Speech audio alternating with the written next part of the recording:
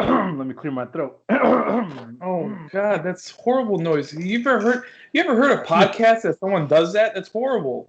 The first noise you hear. The first note you hear that dictates the rest of the show. Hello, everyone. Welcome to another episode of Three Nerds on a Sunday, where three nerdy friends talk about all things nerd, geek, and pop culture related. I am one third the nerd, Sunny. The other two nerds that make up this round table of awesomeness is Manny and Frank. Hey, I Like thought you what? cut your hair, man. Why do we have the countdown if you're just gonna do that right at the beginning? Catch them off guard. Like, oh Maybe the shit! countdown. Like a countdown, 3, 2, 1, and then I hit record, and then he clears up his. Yeah, but His that's part of voice. his My curveball comedy intro. Wild So card. it's either air horns or Hello Vietnam or or whatever else he comes up with. I'm a wild card, man. You never know which way I'm going. I feel bad for our listeners. Did you cut your hair? Because No. it looks. A big little porn trail. Oh, you got the Hellboy going on. Man, you didn't cut shit. I didn't either. I really need to cut my hair and shave and everything else. It's just the whole thing. I gotta wax it. I gotta do something. Just put me in like one of the, in those prison movies where they put you against the wall and they just spray the hell out of you. Just I didn't know that, where I was gonna go. and then shave my head. No, it Like was those good. prison movies, you put me against the wall, and I was like, "What?" Like, I shouldn't have led with that. I should have led with All the right. hose or something. All But you right. could have took that in bit. Rambo. All right, let's just go into news. This is going off the wall. Let's do it. Off the Jeez. Wow. Frank, Great you know, intro. Frank, don't talk for a little bit. Okay. Sonny, you got news? Is your voice clear? Well, I figured we'd all just do the story that we all kind of have shared interest in big stories. So, the end of the exclusive era for EA and Star Wars games is now dead, buried in the water. Yeah. Ubisoft has been tapped to make a open world Star Wars game. So, what do you guys think? Cool. I'm glad that more companies can contribute. I agree. EA had some okay ones, but they were always greedy and they were always half baked and all that. Yeah. Now that it's Ubisoft, I like, know, I'm glad that much glad better, I'm right? playing the game, but it's a toss up with them, man. Like Assassin's Creed has been a mix up. Legion, or what is it called? Watch Dogs. Has that ever been good? The first one, maybe. But even the One was first one kinda okay, had 2 was cracks. okay, 3 I haven't played. So I mean, It's the team who did The Division. It's supposed to Oh. be a little more story driven, but also open world. that might work. Yeah. I mean, the combat in there wasn't bad at all. It was fine. It was pretty good. And then Yeah. with the multiplayer aspect, it was fun. It wasn't Mhm. much of a story or anything to really like cling on to. It just No, not really.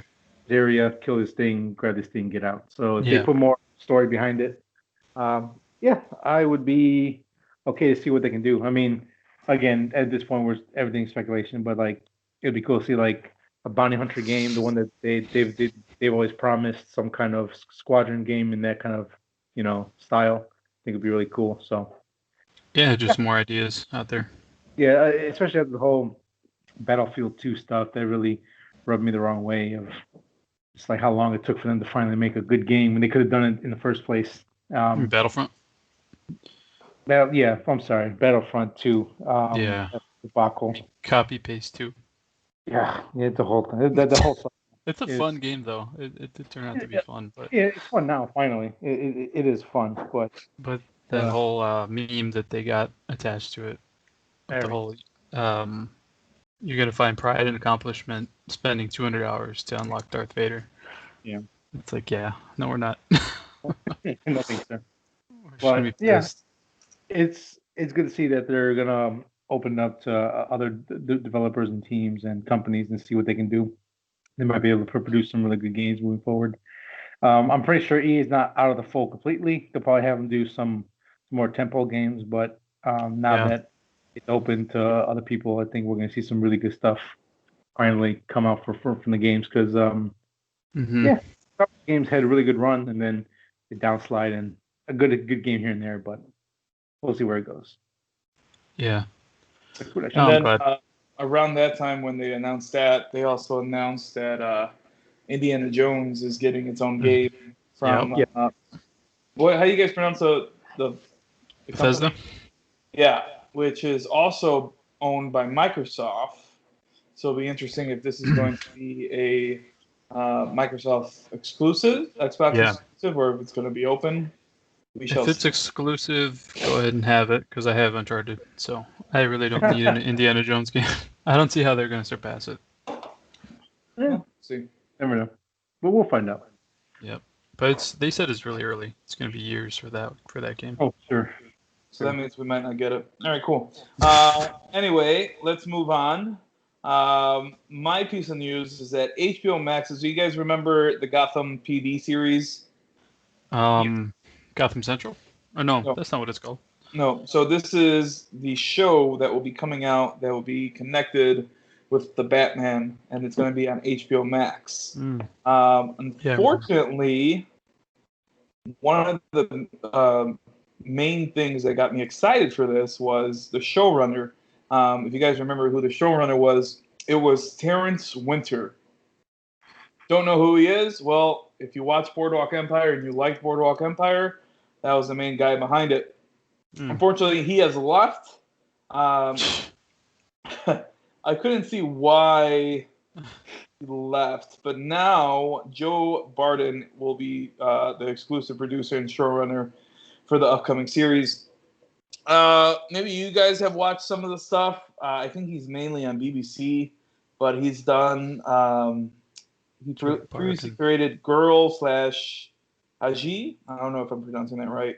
That was on BBC Two. It was a hit on Netflix, so there we go.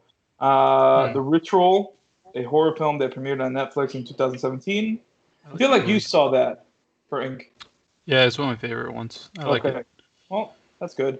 And then the other one is Invasion. So he has some stuff under his belt, but now he'll be showrunning Gotham PD. So, yeah. All right. Who else has a piece of news? We all do. Everyone's got news. Well, that You go code ahead. word as someone go next. Frank, you go ahead and take this Okay. one. New Pokemon Snap. Oh, snap. I think they talked about this already a while back. Yeah. But now they're saying it's going to be April 30th, and they showed a little trailer with it. I don't know if you guys saw that or not, but The first word was Pika. probably, yeah. It does look kind of cool. It's really going to mainly for Ellie. She's really into Pokemon right now. She's collecting everything, trying to catch everything, wants to watch the show and stuff. So I showed her just the trailer. So I will be checking that out eventually when it comes out in April. Tight. But I know we were all probably fans when we were on the N64 when we were small. Yeah, It was pretty cool. I could see it being, if they do a good job, you know how you move your Switch around? Yeah. Yes. If they do it like that and it's not all the same poses, you know what I mean? I hope that it's more dynamic, not just every time you go by this tree, this Psyduck's going to pop out or something. Oh, yeah. No, I see what you're saying. Mhm. Yeah, because I definitely love Pokemon Snap and Stadium, so those were staples for. Oh yeah, Stadium. They got to bring that back. It would definitely be, and again, I have really no interest right now, but it is definitely something good to introduce to like the younger generation, all that kind of stuff, which I think is nice. Yeah. So Yeah, hey. if it wasn't for them, I probably wouldn't get it. But they're really into it right now. Yeah, which is good. I like it. I like that. All right, we going around the table or what? I got one more. This is my last one. Well, I'll go next. Okay. We'll save and try to prolong as long as possible. Mhm. So it looks like Legendary and HBO or Warner Brothers came to some kind of agreement because Godzilla vs. Kong is actually going to be released this year and actually being moved up. It will be released in theaters and HBO Max on March 26, 2021 instead of May 2021. Nice. So I guess they worked out some kind of deal for that. I still don't know what's happening with Dune, but I'm excited. It was supposed to be out already. It was supposed to have a trailer and everything, and that was all Yeah. whole. and then this Yeah. whole HBO Warner Brothers thing. So finally, get to see these guys clash. We've never had a trailer, right? No, No. there's been full of leaked Just photos, teasers, toys, like toys. Yeah. toys, stuff like that. But no, we haven't got like a concrete. I'm surprised how quick they came to terms and that it got bumped up too. Yeah, it was probably a lot of late night calls, and It's not too far. that's Much. hey, we need to make it work now. So I'm Yeah. excited now for this. I have HBO now. Been watching some stuff, and now I can actually watch this. And Mhm. and if it's really good, I will go on my way to buy a ticket. May not go see it in theaters, but at least I'll buy a ticket to just take my money and support because I love Godzilla. I loves it. I love it. If it's Um. good, I would do that, but I wouldn't do it blindly. Oh yeah. No, sure. I mean, But yeah, I- I mean, it's like I understand what you're saying. You just want them to encourage this kind of thing. yes, encourage more and then make the things But that. did I hear, like, is this a rumor or is it true that they said something about the MonsterVerse is done after this, or is that just a lie? So Clickbait or something? the last time I heard that this was going to be the last one, but they were open to continuing it after it, depending on how the numbers were. Because I'm so bad with names. The studio over in Japan is getting Sound the like you right. said Geppetto for a second. Toho?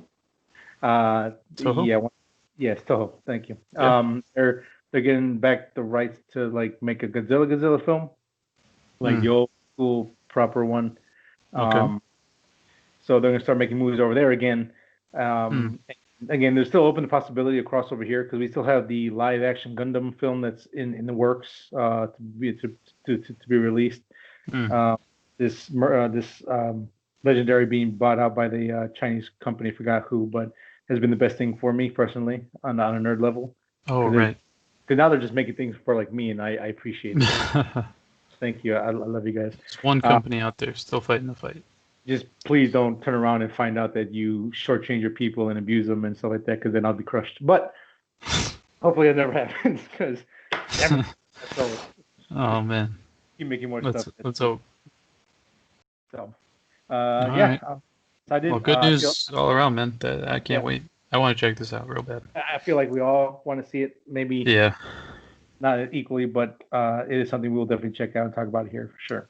I just Not hope that equally. they. Who's not excited for this? Frank, I am. liar. Yeah, Frank's been I'm excited for it. He was the Liar. one who brought out the first piece of spoiler Remember news. the tiny little like rumor You out of said nowhere? you said you hated King of the Monsters. You don't care no more. Liar. I didn't hate it. I don't know if he said he doesn't care anymore. I didn't say that. I said that movie really pissed me off, and it was like didn't live up to what I wanted. So For you, that's pretty much the same thing. you guys don't like Kong, so I I don't like. like I love Kong, but God damn it! How could you not like that movie? It did its purpose. That's it. All right, Let's move jeez. on. All right. I'll Can't go do it. next. Deadpool 3 confirmed to be in MCU and rated R. So that's pretty cool. Is that their first rated R MCU? Yeah.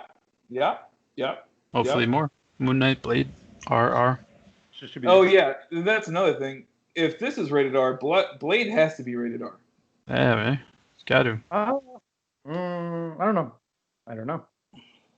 You got to. Please do it. With all the blood and all that, I mean, does rated R have to deal with blood? Let's see. I think it.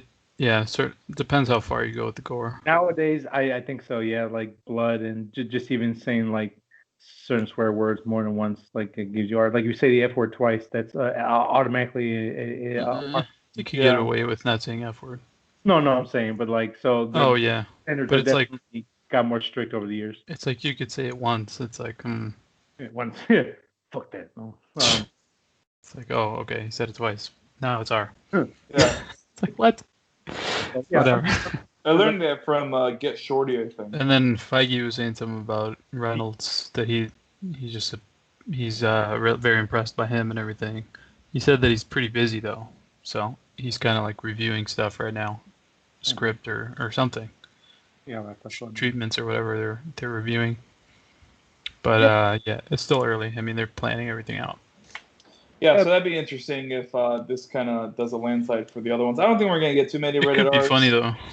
He's gonna talk something about like third wall breaking or fourth wall breaking, where he's gonna be like, "Oh, those cheap asses at Fox or something," or now I can be with these heroes or something. I don't know. Yeah. Something like that. So that's gonna be really fun. But Yeah.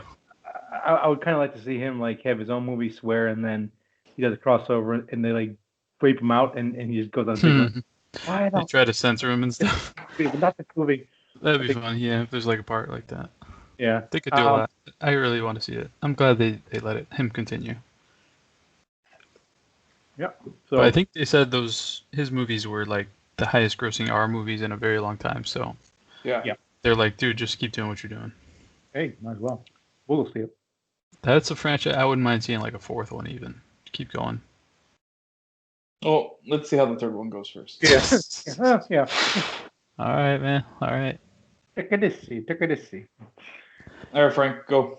All right, my last one. I saw a random trailer, man. It's called Willy's Wonderland.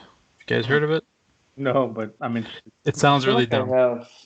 The reason I clicked on it is Nick Cage. Yeah. His face was on the front of it. I was like, okay, I'll watch it. So I watched like a 2-minute, maybe less than 2-minute trailer, but I want to see this. It comes out February 12th on demand. It's basically like Five Nights at Freddy's, if you guys have heard of that horror game. It's kind of like that, but Nick Cage is like hired to clean up this carnival for some reason, and stuff starts trying to kill him. And but he doesn't say much. He just kind of acts silly. It makes stupid faces and does Nick Cageisms. Watch the trailer. Just curious what you guys would think. It's gonna be one of those really stupid movies, but I'll watch it. I don't care. I hope he's in it a lot. Unlike It looks like he is. Jiu-Jitsu, which is okay, but they banked off of his crazy ass. So yeah. This looks like they're doing the same thing, but Five Nights at Freddy's is kind of cool, so this is kind of a cool idea. So might be a good just laugh at it kind of movie. Yeah, which is funny because someone's working on a Five Nights at Freddy's movie. I don't know if it's okay. But yeah, it's just funny. Like, yeah, it's kind of similar, but I hope it doesn't turn out to be like a Fat Man movie, because wow, that was disappointing. So that was my last one. So Banon, No Time to Die release date expected to be delayed for a third time. MGM is now looking to move this to fall 2021. Speculation is saying about November. The biggest reason is they won't come out and say it, but I think if this flops or they don't get the money back, they're pretty much done again, or pretty much have to sell off assets again because they've been writing the line for a while now. They filed for bankruptcy a while back. James Bond is keeping them afloat. Yeah, they took a big loan for this one. COVID hit and they're losing money every time they come out. So they're hoping when the vaccination goes out and everyone can go back out, that people will flock to see James Bond. It'll like dethrone Avatar or something. Oh, I hope so. I mean, I like that to a point, but it's still up there, right? It hasn't been dethroned. Well, I don't know about that. No, right? I think event. But would it take those levels of money for them to be okay or something? Well, I mean, last time we heard, I think they were looking for like anywhere between 600 to 800 million for the streaming rights. That's a lot of money. So, yeah, they need a big hit. So they need like endgame money. So we'll we shall see. All right. I mean, I want to see it, but I'm not really that sad. I'm okay if we get Kong and some other stuff. Yeah, sure. We'll see it eventually. Eventually, yeah. When? Who knows? Yeah, right. Senor Pegan, you may go next with your story. Mine is about some Disney Plus news. Moon Knight found its villain, and the villain is going to be played by Ethan Hawke. Hmm. I don't think it says which villain it is, and I wouldn't know who it is anyway because I'm not familiar Nobody with knows it. any. Yeah. But yeah, that was cool. I We got don't some even know trailers any, coming and out. I've read the comics. I don't know any of his villains. Yeah. All right. Sure, Ethan Hawke's cool. Yeah, Yeah. and we still got Oscar Isaac playing Moon Knight, so yeah, I'll take it. Oh, damn. I forgot about that. That's a great right there. Yeah, Just keep that. That's great. Yeah, keep that. Keep him. Keep him. Keep that. Ethan Hawke needs to do like a southern accent though. I just think it'd be cool. Southern? Yeah. He basically is a cowboy or something. Good night. It's like, God damn it, Moon Knight. I'm sorry. I don't know. Magnificent Seven is awesome. That sounds like that guy with the teeth. It's a great movie. You gotta rewatch that. He's in Hateful Eight, and then he's Gemstones. Who's that guy that we like? Walton Goggins. What's his name? Walton Goggins. The one who's gonna be the new sheriff? No, you said the one. Hateful Eight. Yeah, Walton Goggins. Yeah. Yeah. He's awesome, man. With his white. That guy. Yeah. So far, that's shaping out to be pretty good. So we'll. I want to see that part. I'm gonna be the new sheriff. Like, so I'm supposed to freeze because you got a doubt in your mind? I love it. He was so good, man. The way, just the dialogue, the whole before they ever get to the cabin was just great, man. So good. There's one thing you never say about Tarantino. That boy knows how to write dialogue. Mm-hmm. So I'm supposed to freeze? Because you got your doubts or your suspicions. Something like that. Hateful Eight. I think I called it the Crazy Eight. I hope I did it. Hateful Eight. Yeah, Hateful Eight. Oh god, I gotta rewatch that. That road show was so great. Oh my god. That road show was actually really fun. God damn it, that was fun. That was a great experience. Yeah, the little book and everything. I gotta get that frame still. Nice. I want to get one of the dolls. Yeah, that's funny. They look funny. Oh, are they? Oh yeah, like $80-$100 now, if not more, for just one. Surprised they didn't go up. Last time I checked, that was a while ago, so they might go up. But yeah, while Manny looks up memory lane on Walton Goggins over there, I'll move on to my next news article because you're all done, right, Frank? Yeah, I'm all done. Okay. The Purge 6 is being discussed, says Frank Grillo, star of Purge 2 and 3. Down to the article while I pass time.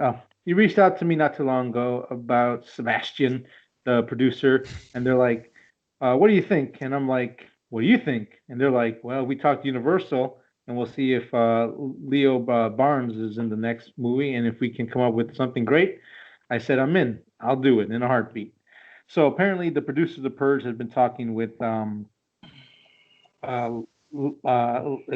Blumhouse, I believe it does it, and Blumhouse is still very interested in doing more, even though the fifth Purge is being built up as the final one in the franchise. We'll see where that goes. Maybe there's some loophole. There's always a loophole to come back and make more. No one's truly dead in horror movies. Yeah, pretty much. Frank Grillo was great, I think, in Anarchy, and he was really good in Election Year. He's basically the Punisher. I thought he was badass.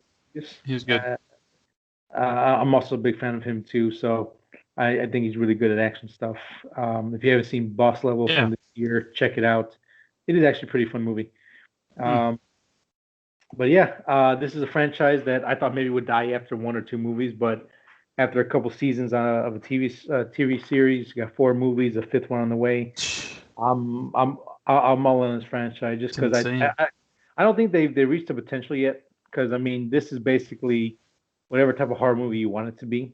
You can just call it The Purge, and it works. You can do you can do this guy kidnaps a bunch of women, and he lets him go in the forest, and he hunts him down. They got to survive until the purge is over. Survive the night. You know what I mean? Like you could do a bunch of these like one-off stories that I think would just That's true. it's just really fun, and it'll give a lot of new directors opportunity to break in the business. I think so. Almost like what's that movie where there's a family reunion and they're all being hunted in the house, and one of the guests ends up being like a badass. It's not Strangers. No, No, it's You're Next. Yes, You're Next. That could even be a freaking Purge movie. It could. Because they just come to hunt them in the house or something. Yeah, I see what you're saying. You could tell a lot of stuff like that. Yeah. I mean, you can follow Frank Grillo's character too, but I think it'd be wasting the potential of this series if they didn't branch out and try new stuff. Or I guess not new stuff, but new stuff for that series. Mm-hmm. So. Yeah. You got anything else, Manny? I got one more piece of news here. Do you got anything else? I got two more pieces. Let's see which one I want to say. I'll do this one.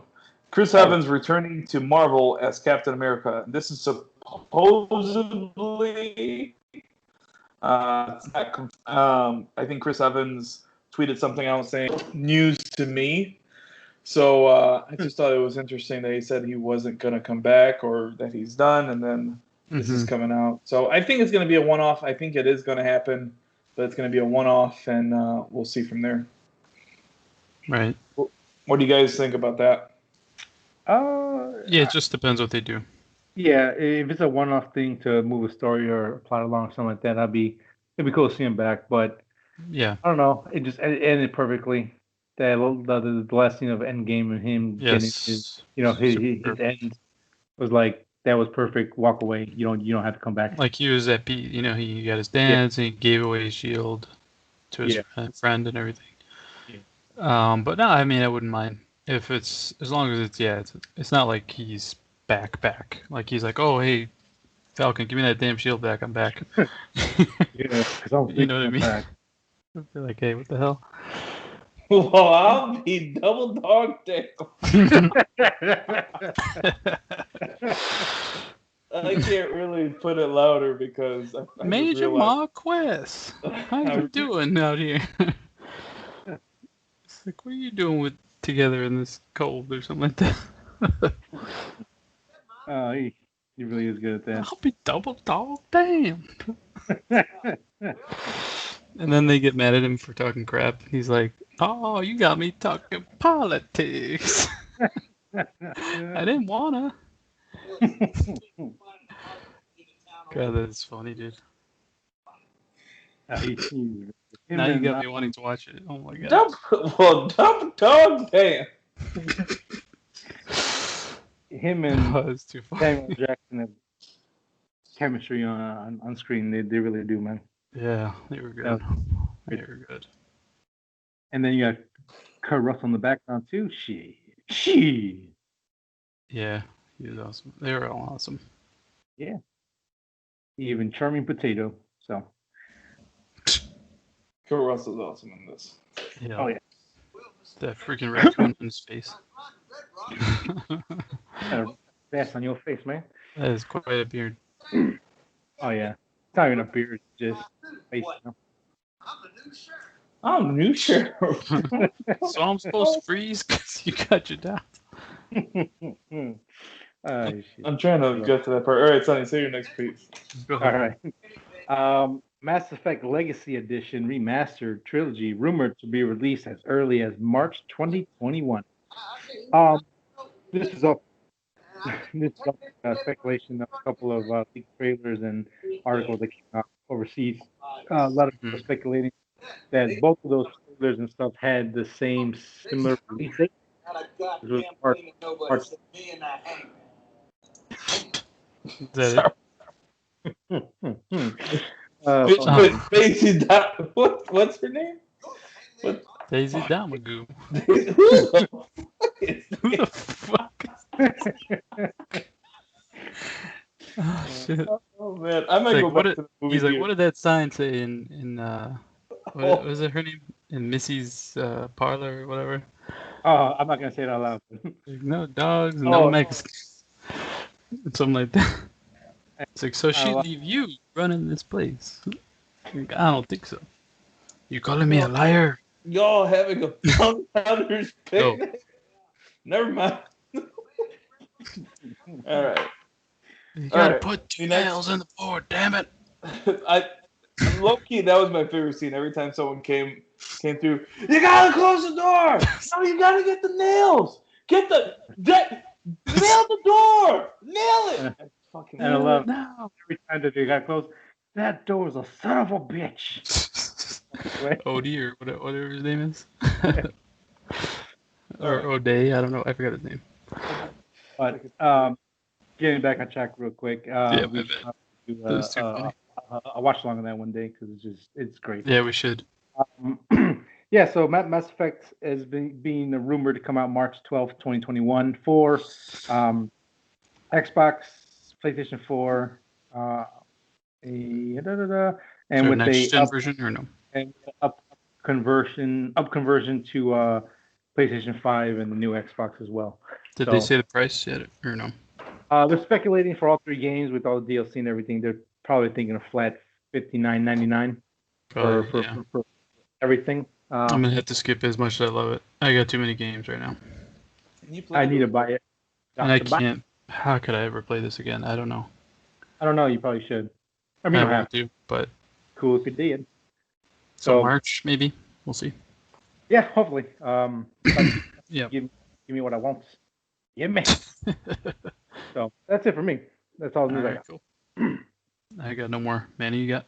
Yep, last one, and this just came out today. Rumor has it that Daredevil actor Charlie Cox wraps filming. I've heard this before for Venom, so I'll believe it when I see it. But it'd be kind of cool if we see Daredevil and Spider-Man together. I just think they're not.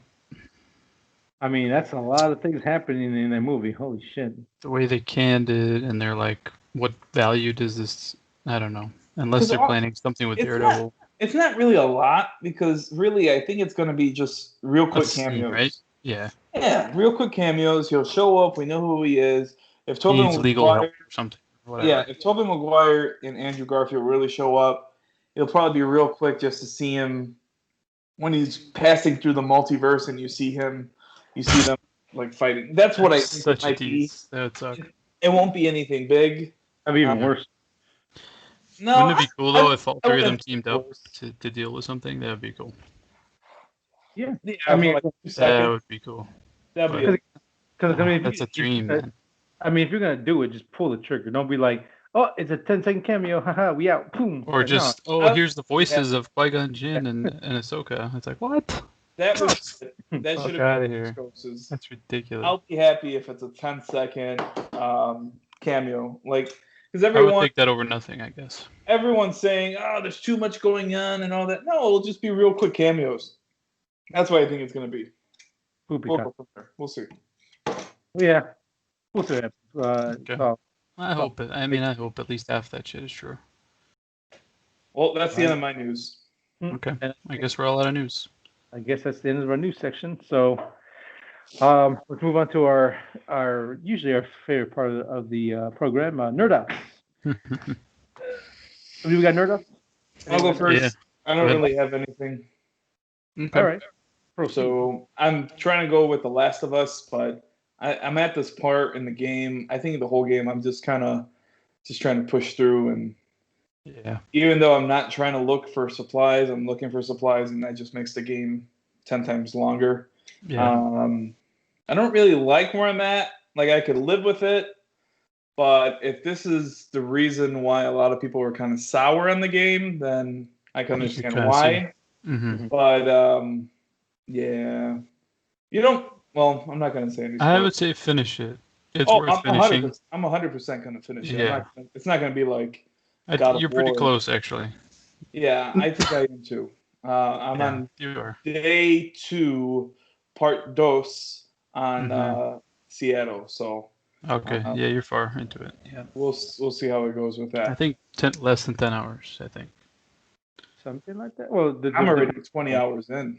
Oh, Yeah. you got like 5, 7, maybe. I don't know. No, I think I got more than that because I look around. Maybe. Who knows? Who knows? But I forgot. The other thing, I watched Tenet with Violet finally. I liked it. It doesn't have what I like about this movie. It doesn't have like an endless loop for the most part. You could kind of figure out the loose ends, and I think that's what made me like it a little bit more.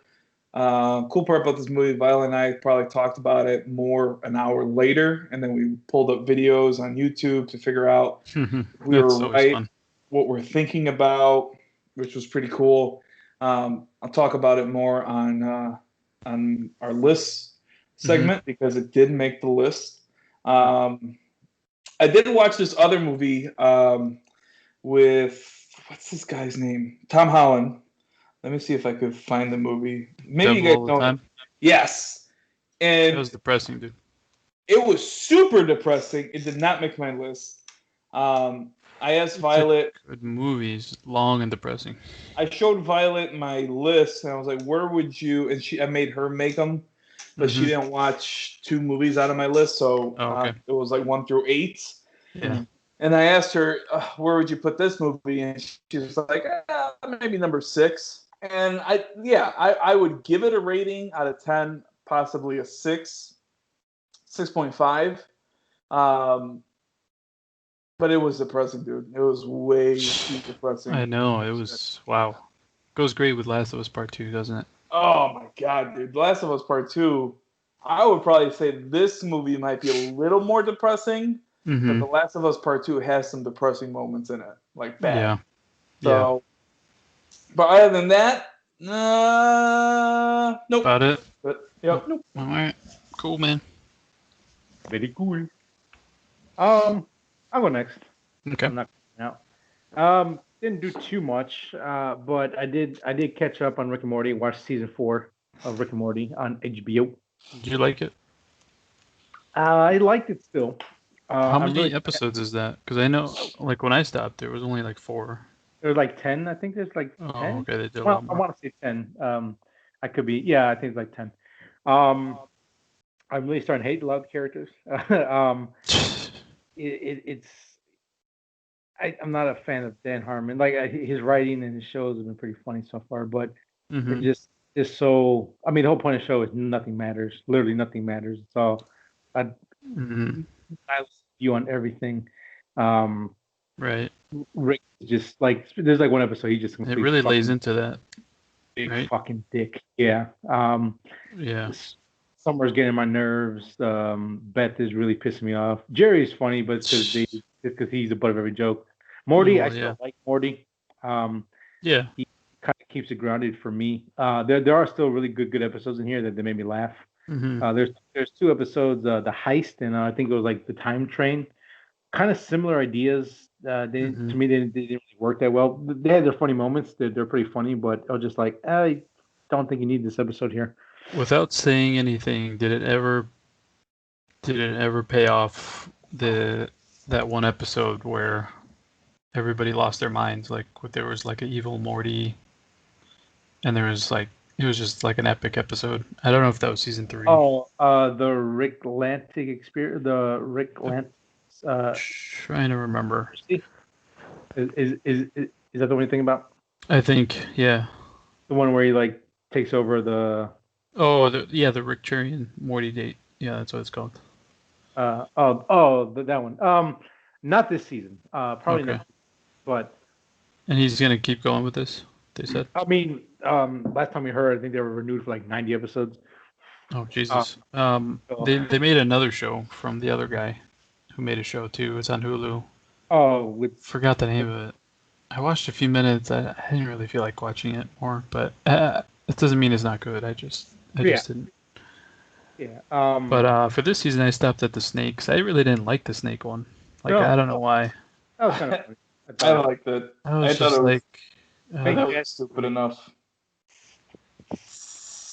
Yeah, I just thought it changed a lot. The show in general changed. It did change. I mean, again, like Dan Harmon, I think the issue that doesn't help that in HBO they give you like a 20-second thing at the end where like the few writers talk about the episode, Mm-hmm. and Dan Harmon literally goes, "You probably shouldn't make an episode about stuff you hate, but oh well, I did it anyways." It's like, oh yeah, that's probably not the best way.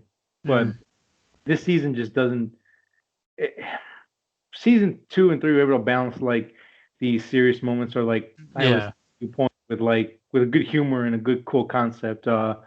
The Vindicators is really funny, I but love that. it's another example of like that nihilistical fuck you kind of like attitude. Especially at the end with like, but But it was I'm still a balance though, because there was a lot of action and humor as well. yes, yeah. I mean, there's still Pickle really good Rick and the freaking Mad Max one. yes. You know. Oh, yeah. There's a lot of good stuff. And So would you continue after the snake one? Should I finish it up? Yeah. Absolutely. Okay. Again, you come up with your own feelings on it overall. Mhm. The scale to me is still in favor of like fun and cool concepts, but Yeah. it's tilt the other way a little bit where I'm like, to keep going this way, it's gonna be a fucking depressing, I know, right? this nihilistical show. I'm like, I'm not down with that. It got crazy. Some of those, yeah. Yeah, like find a good balance, and it's really good. Sure. But it is still worth watching. There are times where like I just laughed out loud, like that's fucking stupid. Funny Yeah. shit. I love it. Again, like the snake episode made me laugh. That was just fucking funny. Like I why might watch it again, but I'll see. why is there a snake in space? Just why? Why is he in a suit? Why did he fight people? It's just so absurd. It's so funny, hilarious. Yeah. Yeah, it's still fun. It's still Alright. fun enough. Hope they continue to kind of like balance it out. It's good that it's on there because now I could watch it. Yes, check it out. It was really hard to watch before. Yeah. Oh yeah.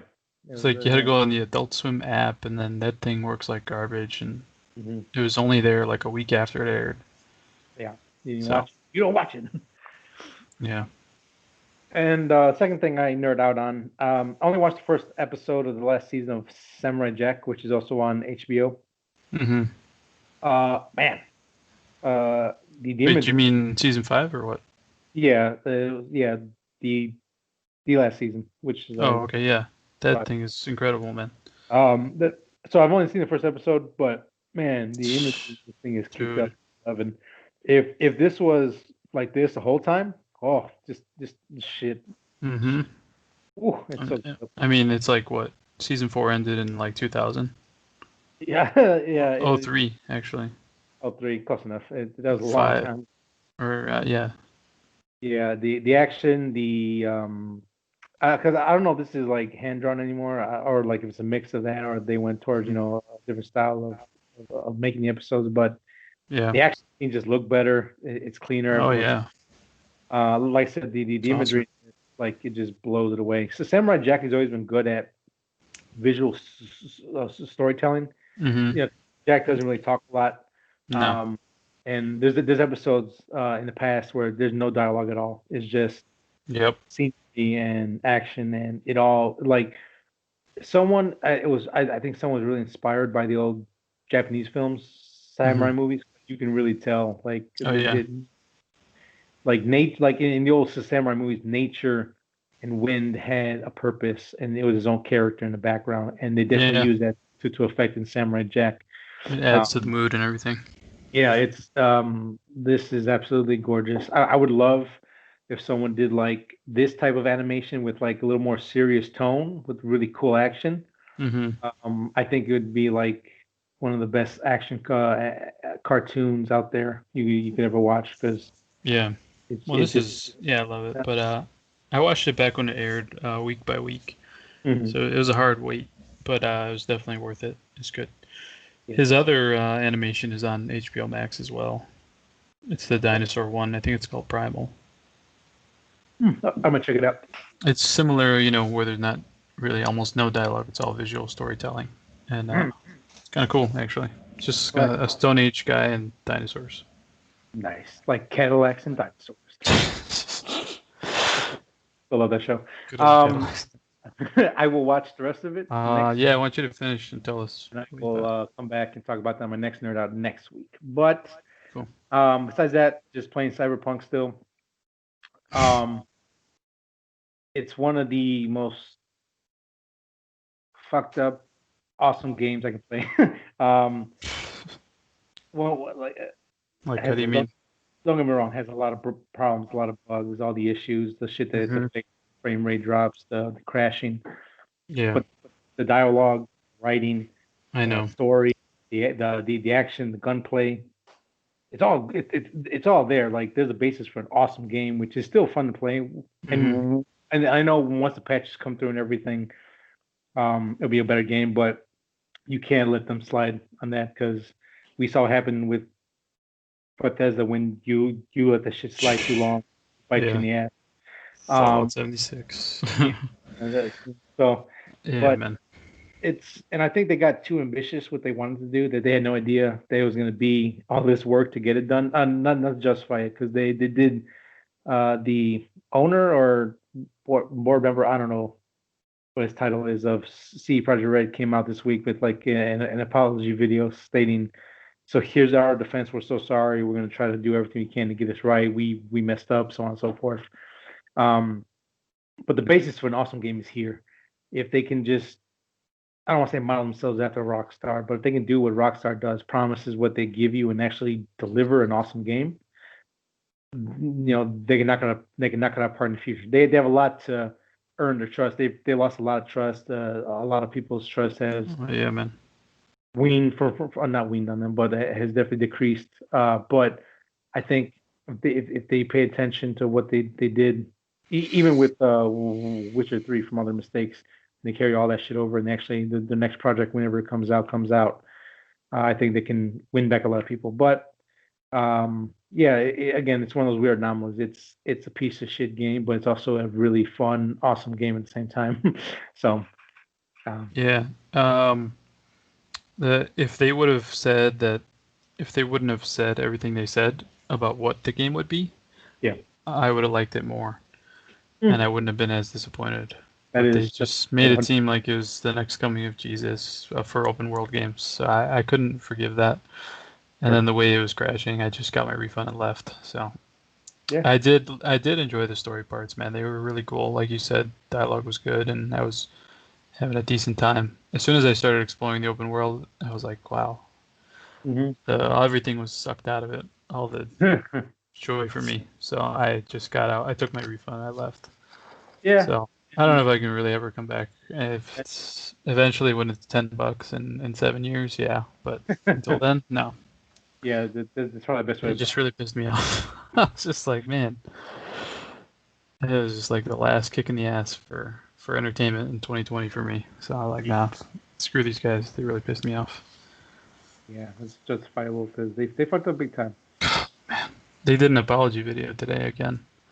Oh, again, CEO was like crying in the video, and he's like, with he's so sorry, and I was like, yeah, whatever, dude.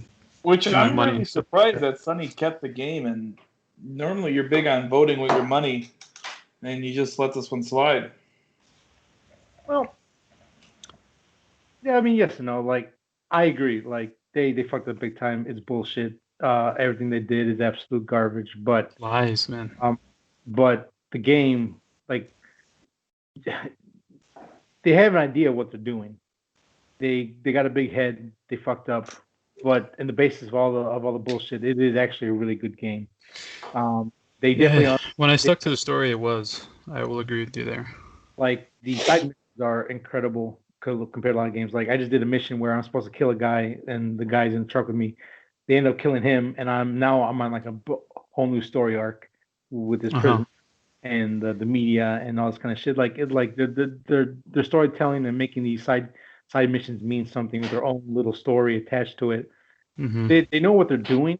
Is again, it's just that they fucked up and put their The ambition was too far. yeah they Like put they their big tried to boy do and that and an open world and multiplayer yeah and yeah it was just you guys you really had something good there for a minute because I was liking the story missions a lot. yeah. The dialogue, Again, that stuff was fun. It was good. As it's soon not as like like I said, as soon as I went to the open world, I was like, God damn it, dude.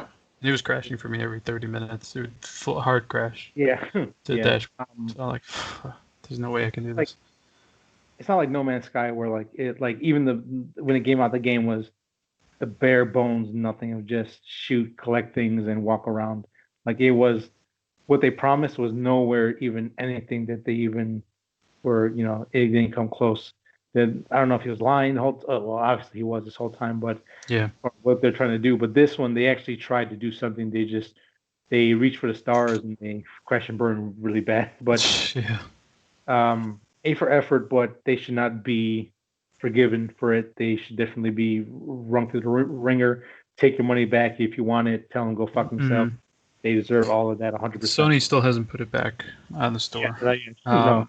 So that's hurting them, and they got all these refunds, and their reputation is trash. Yeah. And So the next pre-order they do, Oh, I yeah, would be that's surprised if anybody like forgave them, and they're like breaking record oh, pre-orders. they will. I mean, people have short attention spans. The general population. Yeah. Now, maybe I'm wrong, but typically people will always look over something. Well, they probably learned that was like 10 years ago. So, Well, they only release every 10 years, so yeah. so yeah. But that's my nerd outs for this week. All right. Well, you guys said you didn't do nothing, but you did a lot. I did some stuff. Well, not too bad. All right, man. If you're done, I just have one thing. I didn't really do much. I didn't have a lot of time. I did a couple of things that I haven't done for a while. I took a new photo with actual background. Didn't spend long, like 20 minutes. Mm. Usually I spend a really long time on it, Mm. and I just labor over it like, oh, I don't like it, this and that. I spend too much time. So I didn't spend much time, and it came out fine. So I did that, and I played Tsushima, which I was taking pictures, showed you guys, so that's still fun. And I watched a new show called Sweet Home on Netflix. Mm. I saw the like the initial image kind of made me want to watch it, and I was really bored, and I was like, okay, I'll just give it a try. So I did, and I do like the pacing because a lot of stuff happens. I like the setting because it's basically a giant apartment complex where survivors are trapped inside. So I like anything where people are trapped and they're dealing with stuff's trying to get in or whatever. And the monsters are very cool and unique. They're very anime. So overall, I get a very big anime impression off the show. So it's like watching a live action anime. If that's not something you like, I wouldn't watch it. If it is, I would watch it. The dubbing is kind of funny to me because it reminds me of like old martial art movies where Yeah. they obviously are not, they didn't really say it like that, or like the dialogue comes off a little weird because just because of the translation, but it doesn't really bother me because I find it funny and it's entertaining. And at least there is a dubbing because if it was subbed, I don't think I would have got this far. But I think I'm on episode 7 and I think there's 10. Okay. But let me tell you that the CG is pretty shoddy. It's like Ash vs. Evil Dead levels of CG. But if I am enjoying the show anyway, I don't care if it's kind of crappy. I just think the monsters are cool. There's a lot of gore. There's paranoia. There's, they eventually do tell you what the heck is going on, but at the first you don't really know anything. You don't know why these monsters are here, why they are the way they are. But they do reveal that as you go on. So overall, yeah, it kept me watching. So just keep in mind it is like anime style. It's like over the top. It's got like weird music at times, and it's just very anime in that regard. But I like the gore and the creepiness and the monsters. So I'm gonna finish it. I got 3 more to go. Nice. Yeah, but it was kind of a surprise. So that Cool. was it. I didn't really do too much. 7 episodes for you. That's a lot. So Yeah. you did a lot. So we all got our nerd stuff Of one thing, right? So. Again, yeah, I'm very Stop surprised. bouncing around. Yeah. Must be pretty good. Yeah, I think it's cool. So some of the monsters really creep me out. The stuff they do and stuff like that. So I think it's cool. There's a lot of variety in them. They're not just zombies. There's a lot of different stuff to them. So yeah. All right, guys. That's it. We nerded out. We talked Oh, about news. nerd out. Over? Yeah, it was so fast. So moving on to our main topic of the evening, our Yes. favorite, best, whatever you want to label it, 2020 stuff of the year. I don't know what Manny. I think Manny's list might be a little different. Maybe I don't know if you watched No, because I I know stuck with movies. movies. Okay, so this is gonna be the 2020 best slash favorite slash whatever you wish to label it. 2020 movies. I have two Um, TV shows. oh, yeah, okay, never mind. So My bad. I thought we were. reverse it, rewind it, cut it back. So let's just get into it. Let's just start from the bottom up here. Number 10. Who would like to grace us with their offering first? Man, now I don't know if I should put in a movie show. I'm gonna put in a movie show. Nice. TV show. On the TV fly. show. Yeah. Well, I thought we were, so I did. Well, yeah, I mean, Because we were worried that there wasn't enough. yeah, well, I mean, I don't think we talked about it on the show, but basically, since the year that was, 2020, we were gonna not bend the rules, make our own rules, and say if you don't have Mhm. enough TV shows work, whatever you want to fit to make the top 10, go ahead and make it. So, and that's what Frank did. There was a lot of stuff I still miss, a lot of stuff I have to watch. I Me just too. don't have either the money or the time to watch it because I think Yeah. like maybe half the stuff I paid like out of pocket to watch, other stuff was either on streaming or someone else had it, so that's why I watched it. But like at least from like just offhand, I think five of these movies I paid to watch. So Yeah. um, And I had a hard time making a list because some of this stuff wouldn't normally make it. right. But and I based the list really on enjoyment. If I had a really great time, even if it wasn't the best movie ever, it's up high on the list. Cool. So Frank, how about you go first with your number 10 of Okay. 20? Number 10 is a TV show, Books of Blood on Hulu. I don't know how much of a TV show it is. It's like 3 episodes or something. That's still works. So something like that. But I read the books back when I was on my Clive Barker kick, probably like in '05. Oh, that Book of Blood. Oh, okay. Yeah, so I was like, I liked Midnight Meat Train, the movie, and he had a game that released. It was a horror game, and then from there I was like, I wanted more of him, so I rewatched like Hellraiser, and then I read Books of Blood. So I thought they did a great job with this. It's definitely worth a watch. It's on Hulu. It is yeah, it's just pretty much just a straight up horror, but I liked the idea of it, and the closing scene was really kind of drove the concept to me a little bit more than even the books did, because the books are so dense. They're like giant anthology volumes of horror. So this kind of, I didn't even make it through the whole book. I think I got halfway, but I did enjoy some of those stories. I don't think those came through. There's so many volumes that I don't really know what came through or not, but I did like the interpretation and the story and the horror aspect. So, number 10. Nice. Manny, what is your number 10? My number 10 is also a TV show that I put a couple TV shows that I didn't put on the list because I don't know if we were going to just do movies or not. I know I suggested to do TV shows. And one of my kind of thing that I said when I said TV shows, I said it doesn't have to be made in 2020. It could be an old TV show. So one TV show that I started watching at the beginning of this year, early this year, was Hannibal, that Yeah. ended up on Netflix. I had a hell of a time watching it. I know at first I was kind of disappointed because it was really gimmicky. It was like each episode had a killing, and you had to figure out what was going on. And he did the whole like windshield wiper kind of crap. But I really appreciated how bloody it was, especially, and how gory it was, especially that this was, I think, on NBC, or no, it was on USA, right?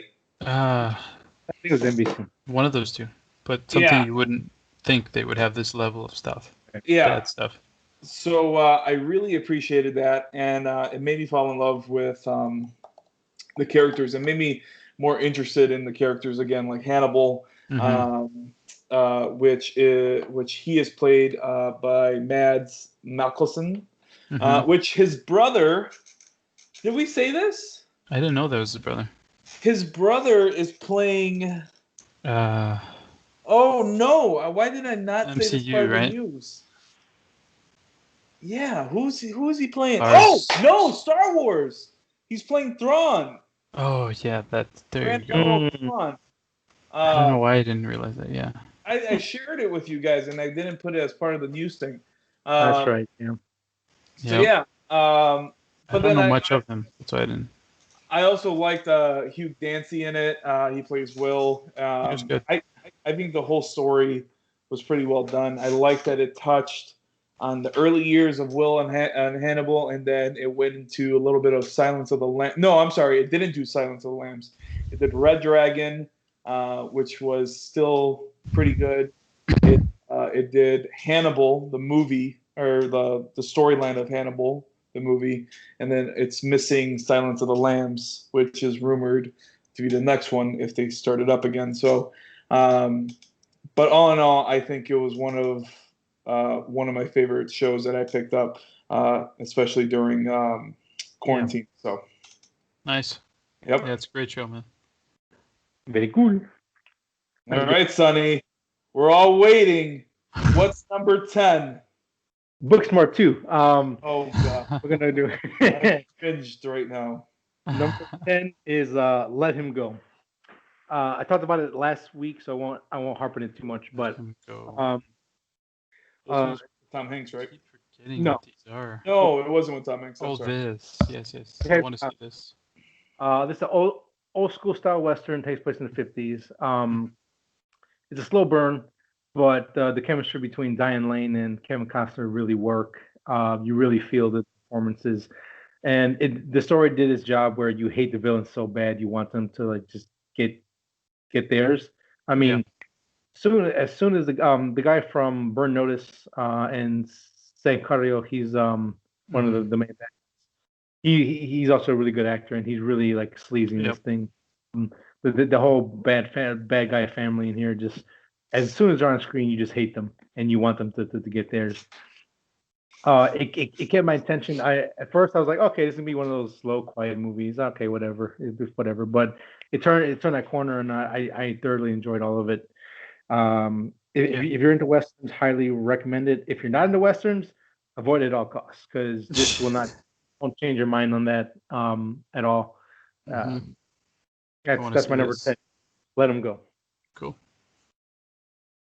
So Frank, yeah, for number 9. Number 9, Freaky. Ooh. This was funny. I enjoyed this. It was unexpected. I never heard of it. Nicole was like, let's watch it. Vince Vaughn was funny. This is like a tried and true concept of body switching, where a girl goes into a man and a man goes into a girl. So there's a lot of funny stuff with that. But overall, it's just a real fun movie. Had a good time, got a bunch of laughs out of it. So, Freaky, number 9. Freaky in here. Manny, what do you have for number 9? My number 9 is also another TV show that I started watching at the beginning of this year when I had Elena.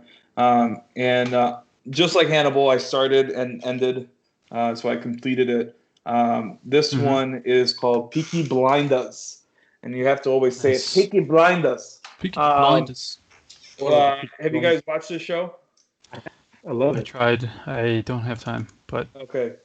Make time. It's good. It's long. You have to probably put on subtitles. I remember I would watch this while I was feeding Elena. And I still remember she would just knock out, and I would just watch 3 or 5 episodes because there's nothing else to do when there's a newborn in the house. Really fun. I can't pronounce his first name. Is it Cillian Murphy? I always thought it was Killian, but I don't know. Cillian Murphy. That sounds familiar. Cillian Murphy and Sam Neill are in it, which is awesome. And then Tom Hardy, of course, is in it, and his character is awesome too. It was also great with it. So I'm waiting for the next season. Currently, it's on season 5. And the cool part about this is it only had 6 episodes. So it's not a huge, long season. For every episode, every season? Yeah, every season there's 6. Oh, okay. That's going to encourage me. If you got 6 hours, you're good. I believe it's a BBC show, correct? Yeah. Yeah, so 6 is about their limit. And then Peaky Blinders, okay. Yeah, and then the theme song, which I think Violet said it was from Scream, because every time I would play it, she thought I was watching Scream. I forgot the name of the song, though. Red Right. Yeah, there it is. And it just gets you kind of caught up with that. Nice. So, Peaky Blinders, number 9. Okay, I got to do this year. That's a really good definitely watch that. Everyone at home, if you haven't watched it, it's not too late. It is a damn good show. Awesome. I'll go with my number 9. Mm-hmm. The Hunt is my number 9 of 2020. Yep. Just a pure fun movie. I know I got a lot of hate for being too political, but I feel like it went after everybody. So the violence was really good in it. The gore is surprisingly pretty good. It moves at a quick pace. It didn't overstay the welcome. It comes in, it does its thing, it does it well, and leaves. This was like right at the beginning of the first quarantine and when COVID really hit. So I actually paid to watch it, and then I bought it on Blu-ray. You did. Yeah, I was like, I need this because it's just fun. Like this type of movie. It's entertaining. This should definitely pop on the background or watch it more than once in your lifetime, just because it's so easy to watch. Yeah. Again, if you don't like action or it's not dark comedy, but like I don't know how to. It's like it is a dark comedy. I mean, it's dark, but parts to it, yeah. Yeah, like it's not super dark, but it's dark, I guess. Since I don't have any better term for it.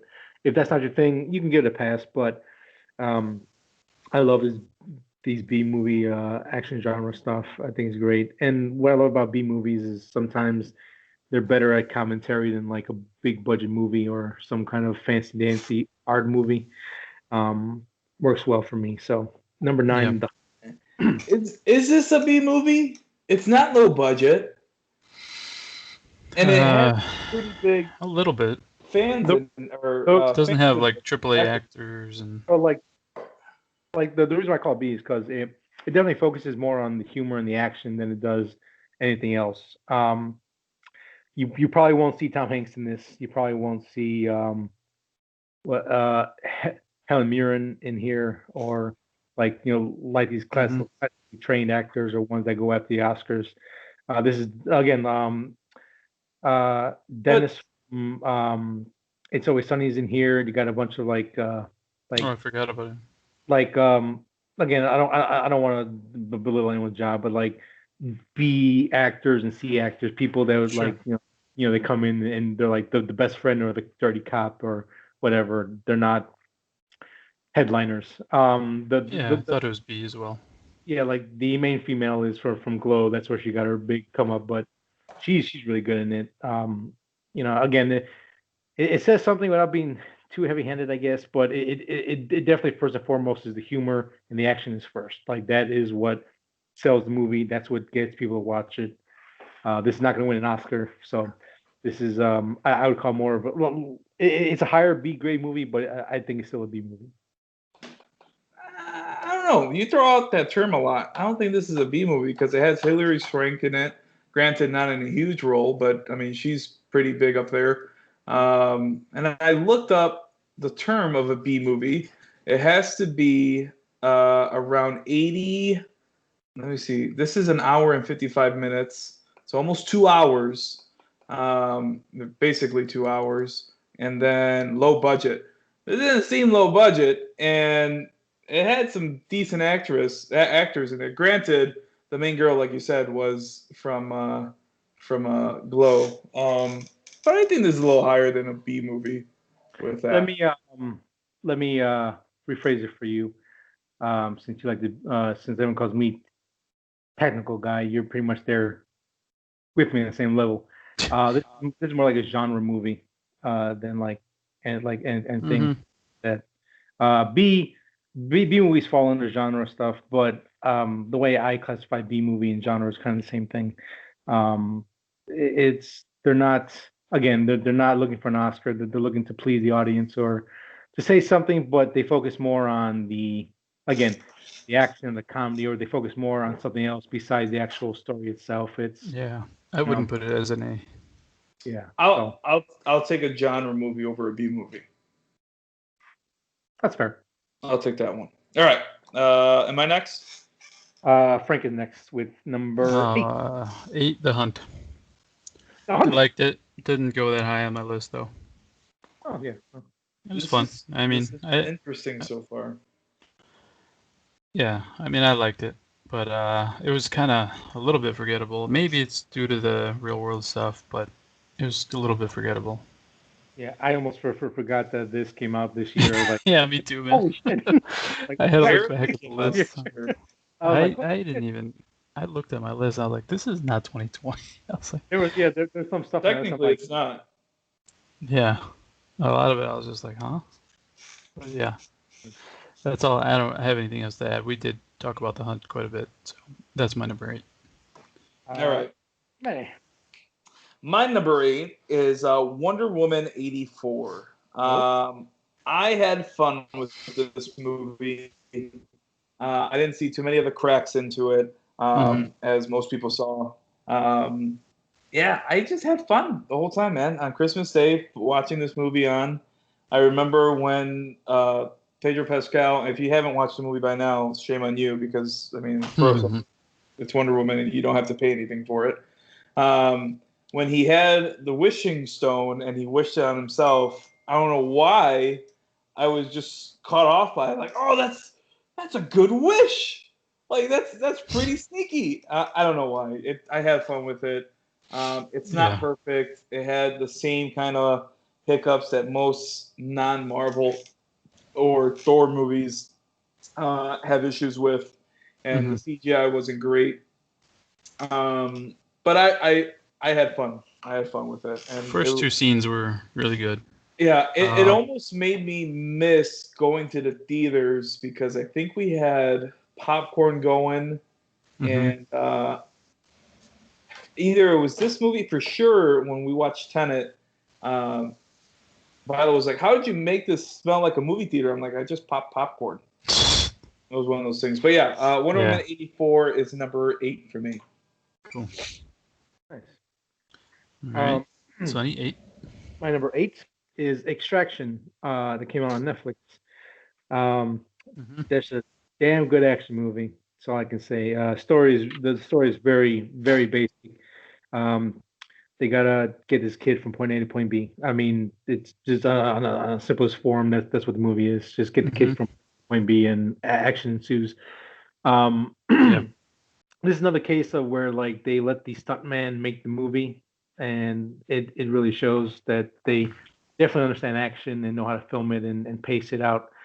And what I like about this, like a lot of action movies forget to do, is when they get hurt, they actually get hurt and they feel it, and you can see it on their faces, and like it affects them. Again, to a point, because there are sometimes like you couldn't do that with your broken ribs, but they played up enough where it's like, oh yeah, you look messed up, and it shows. And, like, the damage continues. Yeah, so like he's still hurt from last time. Yeah. Like again, there was this one long take. I don't think it was a full one take. There's probably some trick editing in there, but there's a long action scene from a building to the outside to a car chase, and it's all just fun. And watching some of the scene stuff, like the director actually strapped himself to the car with a camera and said, "Let's go." And you can actually see a point where the car that he's on hits another truck. He's like, "Shit, we got it. We're good." The way the camera. Okay. You're like, "We're good. It's all good." So, dang, that was pretty cool. dedication. I love that kind of stuff. So again, just I usually add a pure just fun action movie on my list every year. There's usually one that comes up. Yeah. So there was quite a lot of action this year. What I was looking at. But So I'm pretty high in this movie. Even though it's low on my list, I do highly recommend it to any action fans out there. So that's my. Let's move on to number 7. Frank, what's your number 7? Peninsula. Okay. I liked it more than I thought. It doesn't live up to the first. I talked about this, I think, in one of my nerd outs. But I mean, the pace was good though. It was action stuff. Just so people are aware, this is the sequel to Train to Busan, correct? Yes, correct. Is it a direct sequel or is it one of those like same universe? It's years later. Same world. Okay. There are really no characters, nothing. It's just it builds on it because everything got worse after Train to Busan.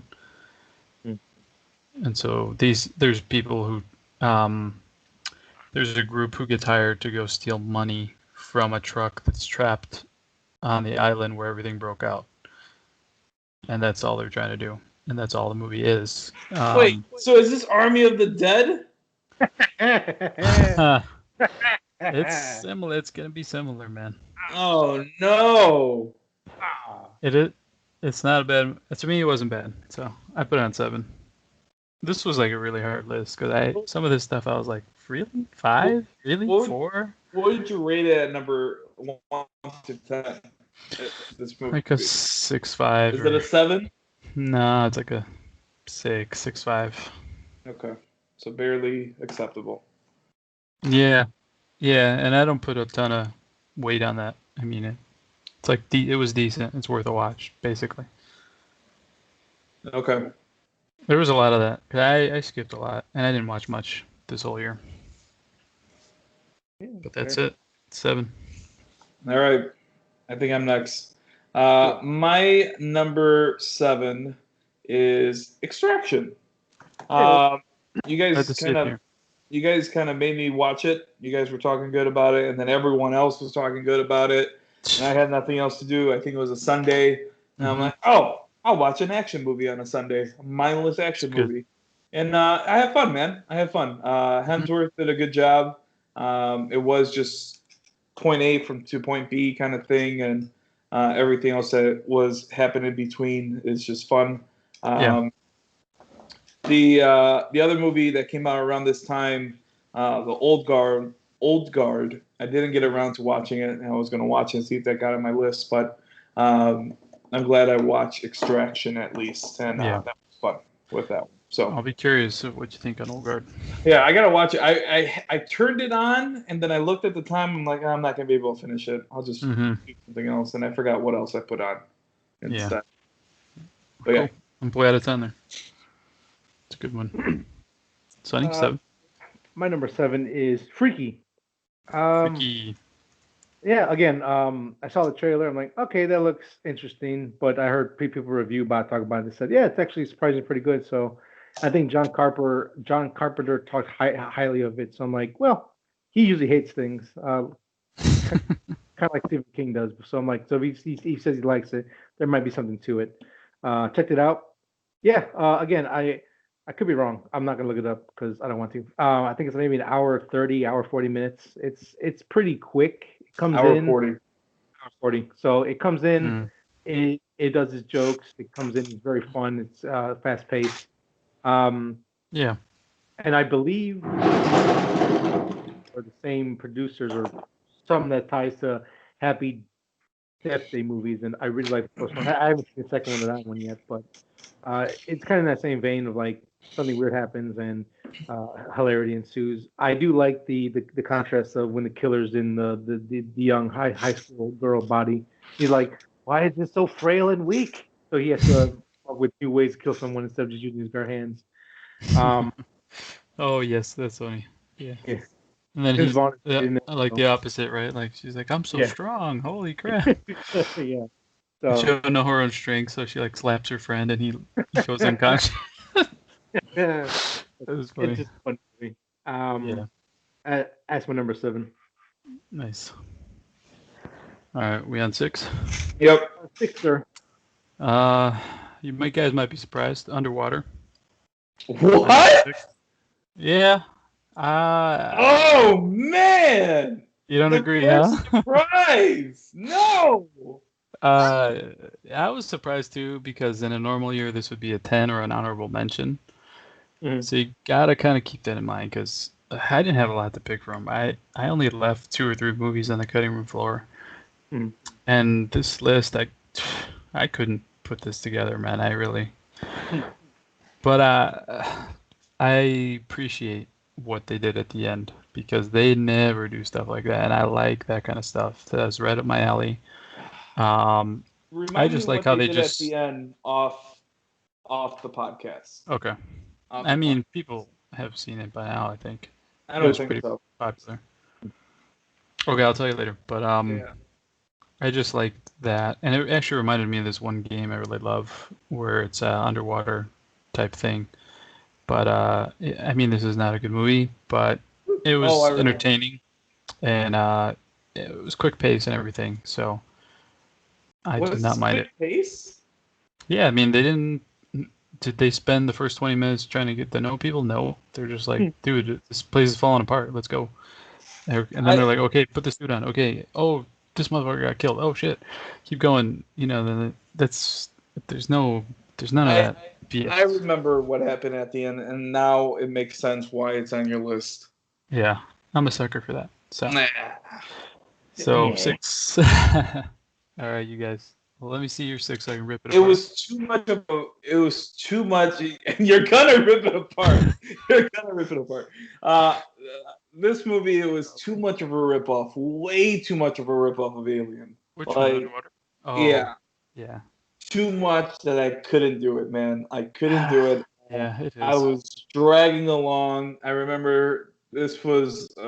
I mean, I can't. My number 6 is Tenet. Tenet. Uh, Yeah. and it recently just moved. I think it was a little bit higher. Mm-hmm. But for the reasons that I said, that the loop is easier closed than, like, let's say Inception or something like Mm-hmm. that. Like Inception, you could keep going. This one, you could pretty much find the end and the beginning. Now, when you first watch the movie, you won't be able to find the end and the beginning unless you really caught on. But for me, it was confusing when they would go backwards, and that just messed with my mind. So it took me a little bit longer to figure out what exactly was happening in the scene and Go how. backwards in like story or action. No, in action, like how Oh, they were okay. where they were fighting and backwards and all that. Uh-huh. Yeah, me too. Um, but I really like this movie, man. Hmm. It's not my it's not my favorite Nolan movie, but if I really think about it, it might be my favorite Nolan movie. It's one of those things. Because I like that it kind of goes back on itself, um, where you basically end up at the beginning of the movie. It's almost like Memento, if Mm. Memento was an action film, like a super action film. So Mm-hmm. it was kind of like a homage to the spy movies, which I really appreciate. Um, I liked seeing Pattinson in it. He was cool to watch. I love that. What's his name? James. Crap. James or John What? The main guy? Washington. That's his son, right? Yep. Yeah, Denzel's son. that's his son. Okay. I don't John. like his John acting, David let me tell Washington. you. Really, I think, I'm so glad that he got into a movie, an A+ movie, mm. because I loved him on Ballers. Oh, okay. I haven't seen it. So I'm glad that he made his way through Hollywood, and hopefully he starts making more movies. I But yeah, guess I was expecting like a more action-y Inception, but I didn't get yeah, that. So, yeah. it just didn't really work for me. And it was super confusing. Like, it was super hard, especially when they were going backwards. Like I said, Uh-huh. for me at least, it was super hard to, like, keep track. Uh-huh. But this movie is even more fun if you could talk about it with someone. Like, I was Uh-huh. talking about it with Violet, and we just had fun. Oh, And the this is why YouTube's this person's there, and yeah, it was one of those things. So it was cool. All right. I could see that. That is number 6 for me. 6, right? Yeah. Sunny, 6. Number 6 is for me is Hunter x Hunter. Um, I'll have to watch this it. this is more of a, I guess, like an indie style film. The reason why it's low on my list, it is slow paced. It is a really slow burn. But the music for me worked. The atmosphere worked. Mhm. Slow build up to the end, where it just like, I don't know, like it is a what the fuck moment. Like what the shit is happening?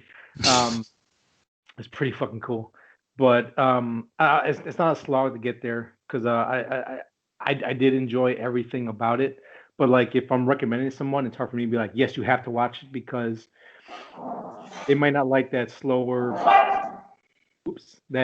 paced type of movie. Yeah, Again, this is very atmospheric. It's very tension building. It grows. It's not right out of the gates. pretty But the highly ending, rated. the ending it had me go like, oh, holy shit. This was Mm. the movie that you said the ending was kind of nuts, right? Uh, yeah, yeah, like I guess not nuts, but it's because again, I don't know how to say it without saying Mm. what it's it catches you off guard and it's like I can see someone doing that 100%. Um, yeah, Yeah, I want to see this though. and what made it better was I went to go watch a review on YouTube, and this guy actually got a screener, a screener for the film, and he came with a note from the director himself explaining like his themes of the movie and where he got the idea from. I'm like, that makes the movie better. Mm. In my eyes. Well, once you hear his words and what he was doing, it's like, oh, you actually managed to put on screen what you actually wanted to do. It's not one of those things where like, I don't get it. It's like, oh, I see what you're doing. You said it's a little slow. Yes. The the consensus says that it's a survivalist thriller. Yes. Is it a thriller, or is it Yes. kind of too slow for that? It's a thriller. Okay. Okay. Absolutely. But again, It's great ratings. Sounds good. I do yeah. want to watch this at some point. Again, I want to just come on and say, watch it, but I don't know. It's hard to tell with people's taste and things. So like, watch it. If you can't get into it like in the first hour or half an hour, whatever, if you turn it off, I'm not going to blame you. But if you can Hmm. get past it, I think it is a really good film. It was well done. So Okay. that's my number six. Good choice. Good choice. So now All right. we're in the top Top nine. five.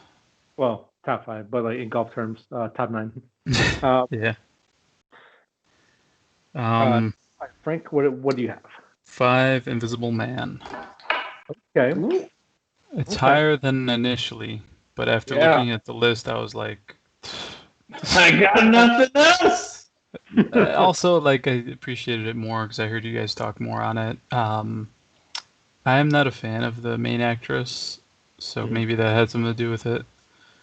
I kind of get annoyed when I don't like somebody's acting, but they're super popular and they're in everything. So I Mhm. just get more soured. Like I'm just like, ugh, go away, stop it. Like I think I you don't have to like your watch acting. Mad Men. You have to watch Mad Men to appreciate her. Okay, Mad Men was a pretty big show, and I think that's that's why where she she gets a comes little from, more right? love. Yeah, and then the Oh maids, Handmaid's yes, Tale. So that's why she's getting a little love with Nicole everything. watches that. Yeah. Um, yeah, I mean it's a well-made film, and I was entertained. I was invested the whole time, and I like what they did as far as modernizing Invisible Man. So yeah, number 5. I agree. I the first half kind of had me like I hate these side characters, but once they actually bring in more of I guess the sci-fi element or like the main thriller aspect of it, I did really enjoy it actually. Hmm. I like the ending. Spoiler, it's not on my list, but it is it's fun. I had more fun with it than I thought I was going to. Hmm. Yeah. It is it is also not on my list. And with this being one of the movies that came out at the same time as Hunt, when the pandemic first started, um, I had I didn't have that much fun watching this movie. Like it was Hmm. okay, but it I was initially more liked Hunt better. yeah, which is interesting. That is Hunt on your list? That never mind. Yeah, it's on 8. It's Okay. number 8. Oh So yeah, it's further back. That's super interesting. This is top 5. This is where the judgment starts. Yeah, Okay. but I gotta tell you, I hate my list. To be honest with you, looking at it, I'm like, this is. Oh, hey, you stand by the list. You stand by it strong. I do, but I just don't like the lineup, man. I mean, the Well, last year was pretty incredible comparatively. It was a hell of a year, man. It's a hell of a year. Yeah. So. Where was Endgame on your list last year, Sonny? It was not on the list. Oh yes, that's right. Where was I don't remember my list. Booksmart? Either 6 or 7. Oh, that's higher than I thought. Okay, cool. Are I you think done? Hustlers was 10, I believe. Are you done talking about yours, Yeah, Frank? I am so done with it. All right. I must just say, My number 5, and looking at my list, I'm wondering if I can move it up a little bit higher. He's gonna fly. I'm gonna keep it there. My number 5 is The Rental. Had so much fun watching this movie.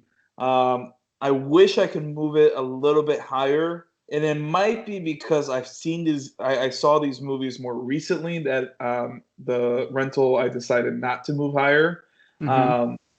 But I love that Dave Franco filmed this. I love that this movie kind of came out of nowhere. I really like Alison Brie. She's one of my favorite actresses. And it was just fun, man. It wasn't what you thought it was going to be, which is awesome. And the ending was great. Yeah, so much fun watching this one. This one's worth a rental and paying for it and possibly even buying it. I know I'm kind of going on a limb and saying that, but I really did have fun watching this one. I could see somebody doing that. Yeah. I did like it. It was better than I would have expected. Did you watch it because of me? Because I said it, or were you watching it already? No, everybody was saying it, and then you. So I was like, okay, I'm in. Yeah, this one came out of nowhere for me, which is awesome. Yeah, definitely. But yeah, that is number 5 for me. Nice. My number 5 is Greyhound. Yeah. Just a really good thriller, good action movie. It gets right into it. You have maybe 5-10 minutes to get into it. Just hey, here's Tom Hanks doing Tom Hanks stuff, and then it goes straight into it. I kind of put it in the level like Fury, where like you normally don't get that kind of tension from these movies. Like you don't see a lot of like tank movies. There's not a lot of like Oh, okay.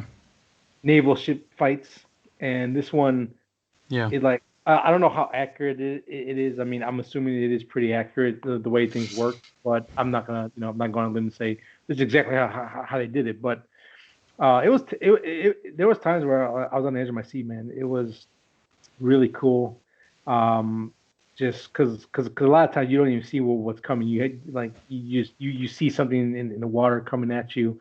It just little fin here, and then now it's underwater. And you know where it is, and he's dodging left and right missiles and all this shit. I really want to see this.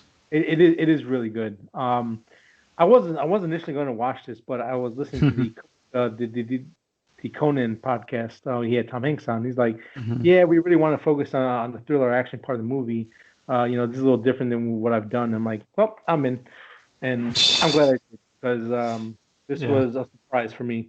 I had to ask a couple friends to borrow their Apple TV account or whatever to watch it, but it is worth the watch 100%. I was thinking about this movie, but basically the top 10. I can see you guys arguing with me on one of them, maybe 2. But these movies, these movies definitely the top 5 for me is stuff that I thought about for a couple of days, if not longer, after it came out. Greyhound is one of them because again, there's not a lot of like good naval ship movies out there, and this thing is really fun. I think if I saw it, I would have been on the list, but I still need to watch it. That's my number 5. So let's move on to Frank's number 4. Number 4. My top 4 are nothing but fun. Oh, I didn't care if they were great. so I don't care depressed. about none of that. I care about I had a great time and escaped. So number 4, Extraction. Nice. I liked it. Great action. It was all good. So I'm glad they're gonna make more. So I'll watch some Yep. more of those. Usually anything they're buzzing about on Netflix, I check it and I'm like, that was okay or that was crap. But this was a good surprise. So number 4. Cool. All right. My number 4, I just watched, and I wanted to watch for a little bit as soon as I saw the trailer. This one is called Greenland. You guys heard about this movie I with did. Gerard Butler? Yes. Yeah, I saw like ads for it. Yeah. I probably would have seen this movie if this came out with no COVID. But I mean, it hooked me on. Like I don't know what I guess I liked about that it was a normal. I like his characters that he plays. They're normal characters, no real superpowers or anything like that. But then they get tossed into the situation where you just kind of have to survive.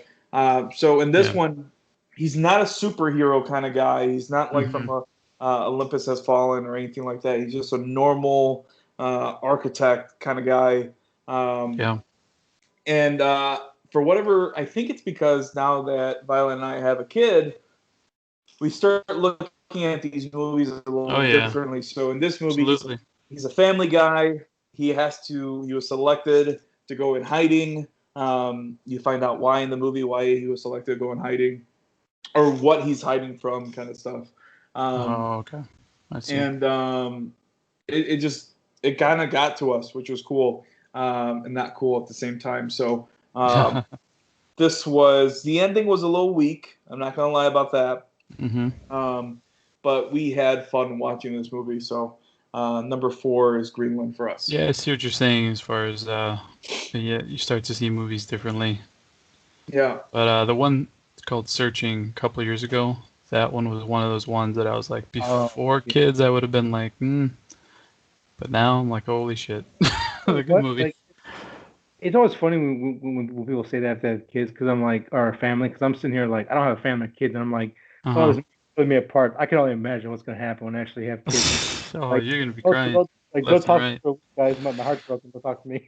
Interstellar was one of the first ones that really was changed. I was what? Wow. I'm gonna watch Interstellar now. I'm gonna watch it again. It's a good one after you have kids. Oh man, I was like, wow, this movie like went from a 7 to a 10 for me, man. Normally, I'm kind of in tune with my emotions. Maybe sometimes a little too much. I'm gonna watch Interstellar again, see if it hits me. Oh, it will. And try to stay up and watch Matt Damon. That was that was 4 for you. That was 4. Number 4 is Greenland. Sonny, 4. My number 4. You Cannot Kill David Arquette. I like this movie. I fucking love this documentary, man. I forgot about it. Not in a bad way. I just forgot. That's all. Oh yeah, I mean, it's very easy to do this here. Like, oh shit, I thought that came out 2 years ago. This probably would have made the list if I remembered. I like documentaries to a point. I know a lot of them are biased towards things, or they're filmed in a certain way to make people look certain ways. But I love these type of documentaries where you just follow someone on their journey. For those who don't know, a lot of wrestling fans out there can consider him public enemy number 1 for being part of the downfall of WCW. Not his fault. There's a lot of other shit that happened. The reason why WCW fell, but this is kind of his journey to kind of be respected as a person, because even in the documentary, he's like, people always look at me as a joke. You know, I'm always the funny guy, or that weird wacky guy from the movies, or that guy from Scream that just acts like a dummy. To see him dedicate himself to a sport that honestly is not good to a lot of people. Especially nowadays, it's nowhere near as popular as it is, and to work on the indies is basically living not even paycheck to paycheck, man. You're basically working for $50 and a hot dog, like, per show. You know, it might get you to the next show. So that's $50. Barely. Yeah, barely. It's an awesome time to be a wrestler, but it's also one of the hardest times. And to see him like just dive into this 100% and Yeah, see him grow as a person because you really it, did. and even in the documentary, you miss he has a lot of like health issues and like mental health stuff. And Mm-hmm. when he sat there and said, "I'm just tired of being taken as a joke. I want to be taken serious, not just as a wrestler and actor. He wants to be taken serious as a person." Yeah, And that yeah, really hits home with me as someone who was bullied a lot as a kid and took a lot of time to like get to a mental state where I'm like, you know what, fuck the world. I love who I am. I love yeah. being a fucking nerd. I love all that shit. And to see someone like Mm-hmm. this who's older than me, still going through this and still finding his journey and his path is fucking amazing to me. Mm-hmm. And it's just cool to watch it because I love wrestling. I don't know wrestlers like that, but I know a couple that were acquaintances at the show. We'll talk after the show, whatever, and all that kind of stuff. So Yeah. just cool to see, like, kind of see it in like a cinematic form. Uh-huh. And it and there are a couple of things, but this one definitely made me want to get into filmmaking again, like hardcore. Now, me and my friend, we're it's not official, but we're doing a video production company. We got a couple of vlogs that people want us to film for them and make it look nice, and we're trying to get a clientele built up. And and that passion kind of came back after seeing this movie, because like he loves pro wrestling, and he's like, I'm gonna do this. I'm going all in on it, and it's stuff like this that gets me like, you know what, I can do it too. Why the fuck not? Mm-hmm. There's No, absolutely yeah, nothing stopping me but me at this point. So, um, yeah. yeah. So this is It's turned definitely out to number be inspirational. It was yeah. good. I did enjoy it. Yeah, documentaries, like you say, they get sappy or they get biased, but this was good. I liked it. Yeah. I thoroughly enjoyed it. So that's my number four. 4. Okay. Go on to Frank's number three. 3 Guns Akimbo. Three. Oh, sorry, Okay. what? I had a lot of fun with this. I was just stupid Um, action. what'd you pick? Guns Akimbo. Oh, okay. Gotcha. Have you seen it? All of you? Sonny I did. Manny has. You did too. I didn't. Did I finish? I don't know if I finished it. I just yeah, had a lot of fun, man. I thought it was a surprise. Thought it was just a good, fun movie. Yeah. I had laughed way too hard at the part where the one guy is singing at his desk while he's working, and there's gunfire, and he doesn't even know. Oh, Like the whole office scene was just funny to me, and the stupidity of it, like where he gets these guns like attached to his hands and stuff. It's just funny to me. So I did like this movie a lot. that's pretty funny because this is one of the movies where I was not impressed with it. The the homeless I guy could see that made me totally. laugh though. Like he made me laugh because Oh yeah, he was very I'm a big good. I fan of liked him. him. He he's funny, but I don't know. To me, I guess it was like I don't want to say trying too hard, but it felt like it was too much of just like wacky. I don't know. Like It is. it didn't reach to me, but I can see why people like it. 100%. Like I like Crank one Yeah. and two. There you They're go. not good Good movies. They're fucking comparison. over the top, but I like those. This wasn't quite the mark for me, but I can see why you like it. Yeah. Yeah, that's a good comparison. Kind of like that. I liked it. I don't know why I didn't finish it. I might have finished it. Um, Yeah, I liked it. yeah, it was cool. It was funny. Give All or right. take. 3 for you. Yeah, number 3 for me is a movie that was brought up already. My movie for number 3 is Greyhound. It's gonna be in the top 3 because it, like what Sunny was saying, it kind of starts right away. There's a little piece of um, the character of Tom Hanks where it shows like the human side of things, Mm-hmm. and then boom, goes right back into the movie. Um, it reminded me a lot of kind of like a monster movie like Jaws, where you don't see the villain or Mm. what's killing everybody, but you know it's out there. And Okay. especially in the beginning, how that whole scene takes place, the first action scene, it was really good, man. I was surprised Mm. how much it just sucked me in. Um, with it being Apple's first movie, I believe. It was really well done, and it was short for the most part, but you don't need any more than that.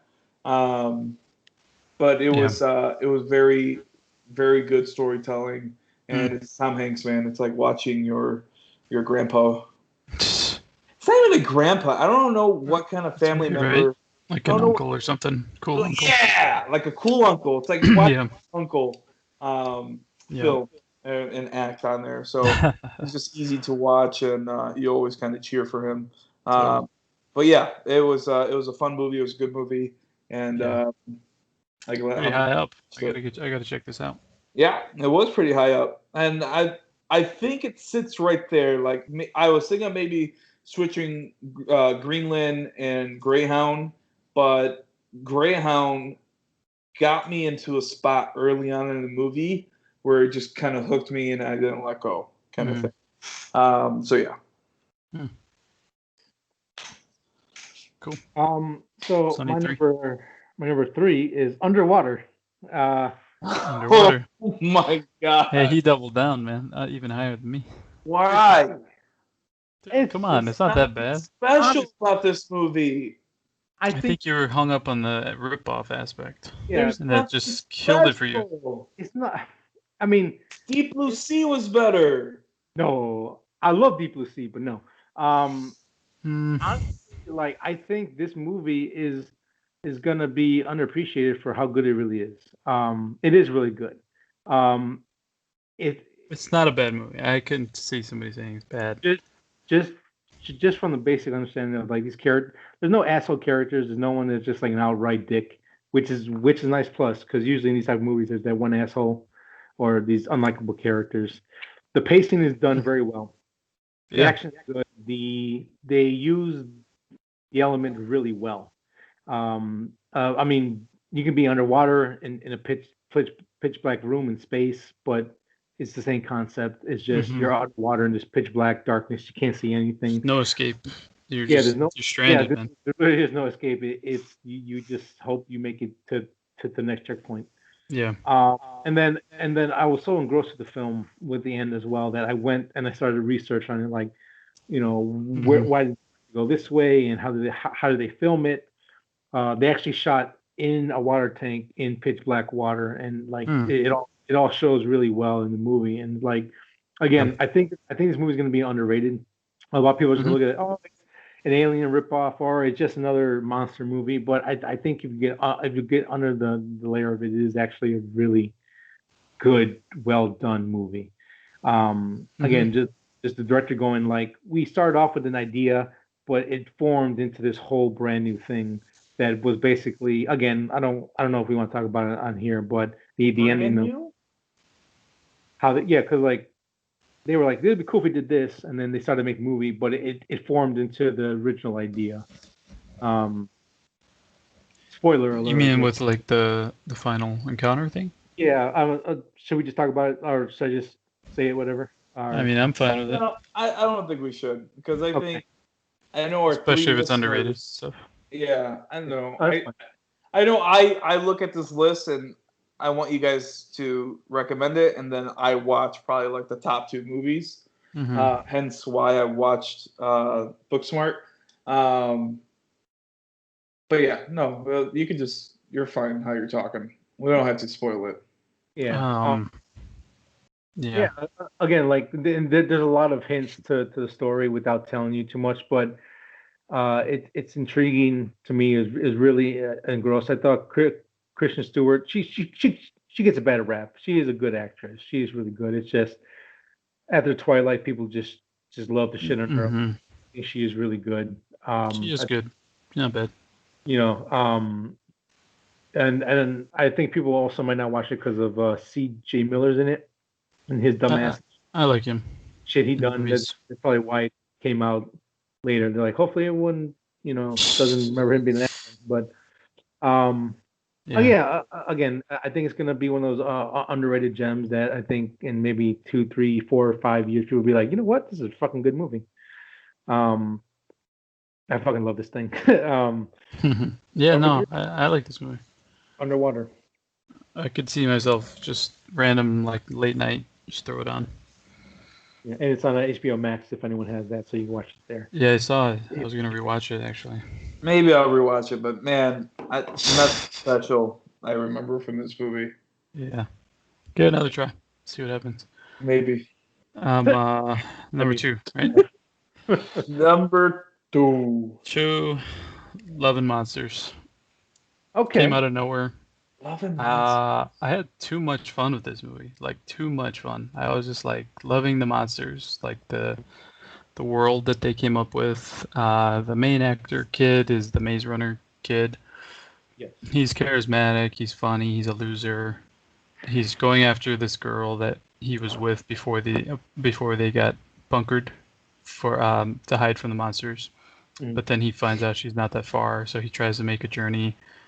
And he's a coward and he's not a good survivalist or anything. But he ends up finding a dog and he tries to make his way to get his old girlfriend. And I love the journey that he goes on. It's funny, it's fun. He finds some other survivors in the wilderness. The little girl actor was great. Michael Rooker is another one. He was great in this as well. Like I said, the monsters were awesome. I had a lot of fun in general. So yeah, man. Overall, really like this movie. Number 2. It was a big surprise for me. Does the dog die? No, he does not die. All right, I can watch it. I actually started to watch this movie, and I only got about an hour in, so I had to go to work, and then got back, and I completely forgot to finish it. But it was fun. Just to echo what you're saying, the main character is actually likable. He is actually pretty cool to watch. I wasn't annoyed at him. I wasn't like, "Man, this guy's a little bitch. I hate this guy." It was more like, I understand. And Sure. him growing and learning to do. He was just like Mr. Average, Yeah. But he does grow, and it's funny, and it's lighthearted. It's not anything serious. But I think if I finished this, I think it would have made like my back end of the list because I was having fun with it. It was just, again, it's one of those things that kind of came out of nowhere. Mm-hmm. Came out Sure did. there, no one really talked about it, and I think Nobody did. So that's a good choice.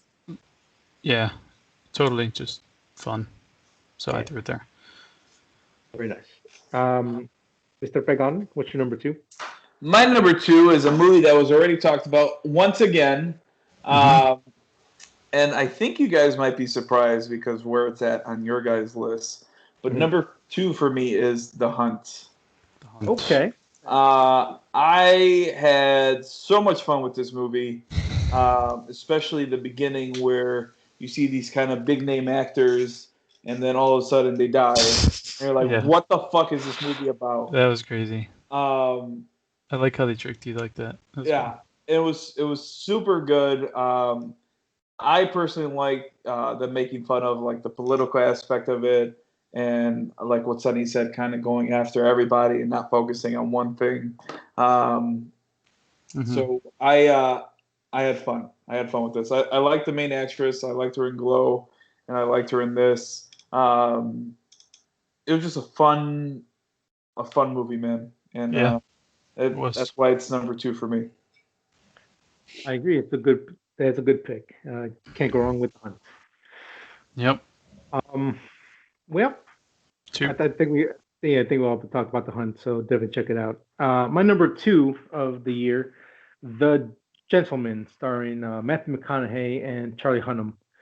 I fucking love this movie. This is, I forgot it was 2020. That's one movie I forgot to put on here. I really need to watch it. I am so bad at names. The guy who directed Guy Ritchie. Thank you. Guy Ritchie. This is his back to form type of style. This is very, again, heavy dialogue, great characters. It's funny. I love the pacing. I think I've seen this movie 4 times already, and I've enjoyed it every time I've seen it. This is the type of like gangster films. It's like it's a British gangster film. Why is there a guy from Texas in his lead? You can watch it and you'll find out. It's just really good. All the characters are fucking awesome. That's McConaughey, right? Who's not Pierce Brosnan. The guy from Notting Hill and like was it Hugh Grant? Hugh Grant. Thank you. Hugh Grant is fucking hilarious in this thing. He's great. I want to see Charlie this. Hunnam. Yeah, again, the cast is just fucking good. Yeah. Oh my god, Sorry, cut you off there. Charlie names I Hunnam's don't. good as well. He's good. Colin Farrell has. Colin. He's not in it a lot, but when he is in it, he is funny too. I think everyone's on their A game in this. Definitely, again, this is going to be one of those movies that can go underrated on a lot of lists because it came out so early, and people. Yeah. Oh, quarantine what happened. Oh shit! So. What are they trying to do? Just steal something or what? No, so Like on a very basic level, like what are they doing? Basically, Matthew McConaughey runs the biggest weed empire in Great Britain, and he's actually looking to get out of the game. So he's looking for buyers for his empire. Okay. And then shenanigans happens, and it's just fucking cool, man. It's and again. Man. The way they dress in here is like Boardwalk Empire shit. It's just badass. It's a good, like, if you like Guy Ritchie, you're gonna love this movie. Love his work. This is definitely number 2 for me of the year. I really gotta watch this one. So we are on our final number of the year. Do you guys have honorable mentions or anything that you were like, watch it, didn't make my list, but stuff that was like, it was good? Yeah, I did. I had The Rental, and New Mutants was not horrible. Not horrible. Didn't make the list, unfortunately, but I did like parts of it. What's her name? Anna Joy. She's a damn good actress, man. She freaking elevates that movie a lot.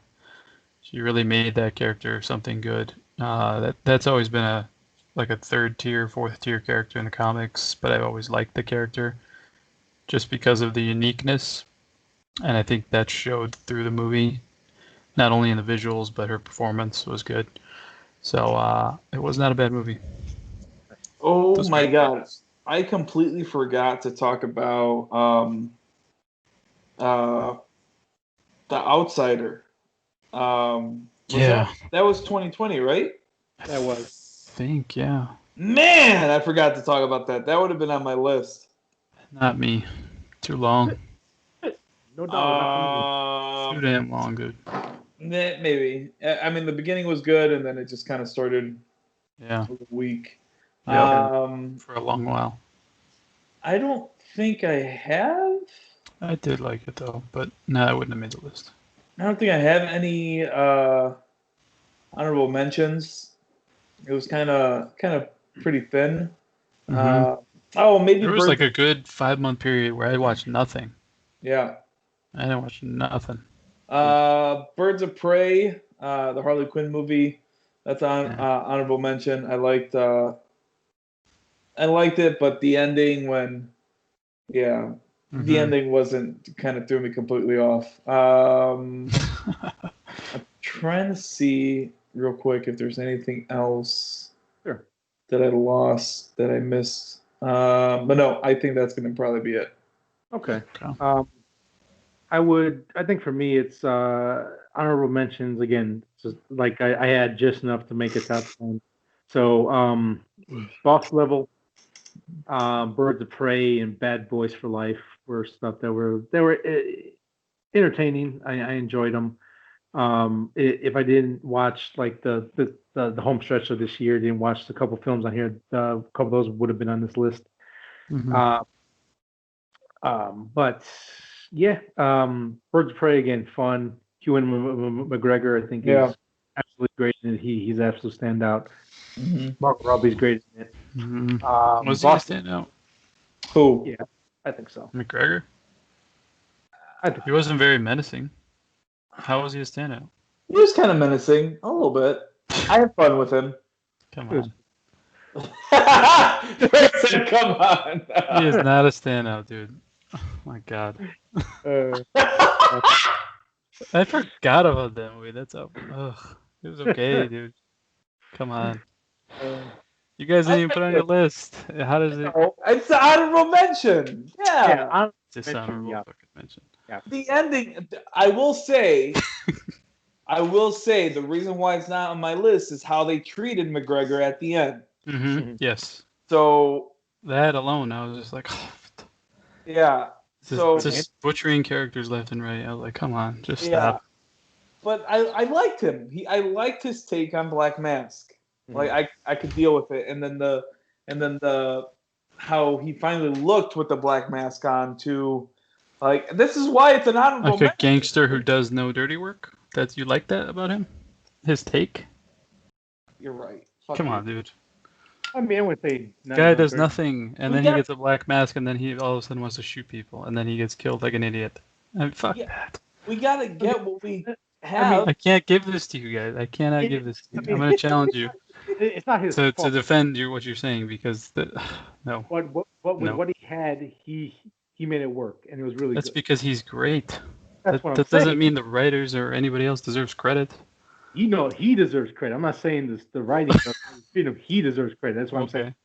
This dude says, "Oh, his take on Black Mask." I'm like, fuck out of here. Dude, like, man, this makes me mad. Like, DC makes me mad.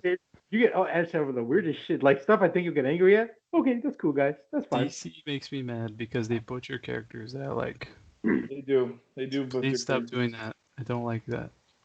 Please, I'm off. Don't leave the boy alone. I was actually going into it like, oh, I might like this because look at who they have. They have freaking Huntress. They have freaking this. They have that. Black Canary. I was like, what is I think Huntress was a waste in that movie. Yeah. Yes, it was dumb. Big waste. That upset me a little bit, but Cassandra Cain was another waste. That character is fine, but don't call her Cassandra Cain. Like, why are you butchering that? Like, you just said that so that comic fans would come see the movie. Yeah. I don't appreciate that. Like, so this movie really made me mad. I can tell. Oh shit! I forgot all about this movie. Thank you for making me mad. You're welcome. Yeah, we'll just move on to our I think I bought this movie too. Birds I of Prey. probably lost a lot of credibility with my list, and then I go complain about Birds of Prey. Yeah, that's funny. I don't care. What's your number one? Number one, Mando. Oh my god! Why did I put Mando on this fucking I think list? because you talked yourself out of the TV shows, and then that's probably what it was. But I went into it like TV is fine, so there was nothing else that compared for enjoyment level this year. Fantastic. Freaking fun. Great story. Set up an entire universe. Hit the feels. The Luke thing, like, it broke my mind for like 5 hours that day. Like, I couldn't think of anything else but that. Like, I couldn't concentrate on anything. The finale there. I didn't like, do it, but they did it. Yep. The Lone X-Wing. It's a great. It is a great season. Absolutely. So fun, man. Just, like, I mean, I saw like tribute posters where they're saying they put like that Bounty Law show from they put the Mando characters in it. I'm like, this is pretty much what it is. It's just like an old school, like, just cheesy show, Western. They even had like samurai stuff at one point. A lot of stuff happened, story-wise, action-wise. Just drop the freaking mic, man. I'm so mad at myself. I don't know why. Oh my fucking god! I'm so mad. Do you want to just bump your 10 off the list and then move everything down? No, I almost want to bump off Wonder Woman 84 and Peaky Blinders. It's your list. You do whatever you want. Bump it. Do whatever. You want to bump it? Bump it. No, because I like number one. I hated that I fucking mentioned this to put in TV shows because that just threw me for a fucking loop. You did. I mean, well, you just thought of them, right? 10 and 9, Hannibal and Peaky. You put those in like. I didn't really think about TV shows. Like once I did it, because I really didn't think you guys were gonna do it, so that's why. I had one show, and then this show I couldn't pass up. So. That was so good. I will say, the Mandalorian has officially made me fall in love with Star Wars and possibly Hell yes. has possibly made Star Wars the franchise for me, taking over MCU. Oh yeah. Now, once MCU starts kicking back up and we start getting all this whole thing, that might change. I like that they can trade. This year they can have this while the other stuff is filming. Yeah, and I just so much fun, man. And I like that everyone, for the most part, is on board with it too. Yeah. So that first episode was goddamn so good. It's a lot more like everyone is just kind of in it together. Like the fan base is in it together. Yes, they are. You just have a little bit more fun with it. Mainstream's in it. Everybody. I like that, especially with the old or with the new trilogy, is that you had some people that like it and some people that didn't, and then they were kind of going back and forth and fighting and all that. Yeah. Kind of almost like how this world is now with politics and all that. But it was just so. It was so calming and nice that we actually got everything that everyone agreed upon, and everyone agreed that was badass, and it was cool that it happened and all that. And especially the ending, dude. The ending, how people who haven't watched Star Wars in a long time just kind of gravitated to this ending. And then people who've never seen Star Wars, like my father-in-law, who sat down on, was it Christmas Day or something like that, and just watched them all, man. He was at the edge of his seat, man. Yeah. I saw some of your pictures where he didn't know you were taking pictures. Yeah. And like at the end, dude, he said he wanted to cry.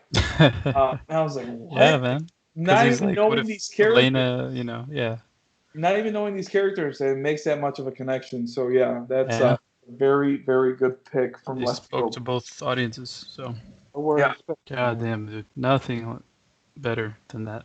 When you do Star Wars right, it's such a special thing. It brings a lot of people together, even like non-fans. Like, it's absolutely fantastic and wonderful. We got the Book of Boba Fett coming out, season 3 of Mandalorian. We got a lot of spin-offs, a lot of shit coming up. Yeah. Right now, it's Big a good time to be a Star Wars fan again, finally. Yeah, and then we started like seeking out more stuff, shows, toys, everything. All that build-up from Manny, we had to go to his sad number one pick. Just kind of like, what about me, guy? What was it going to be before?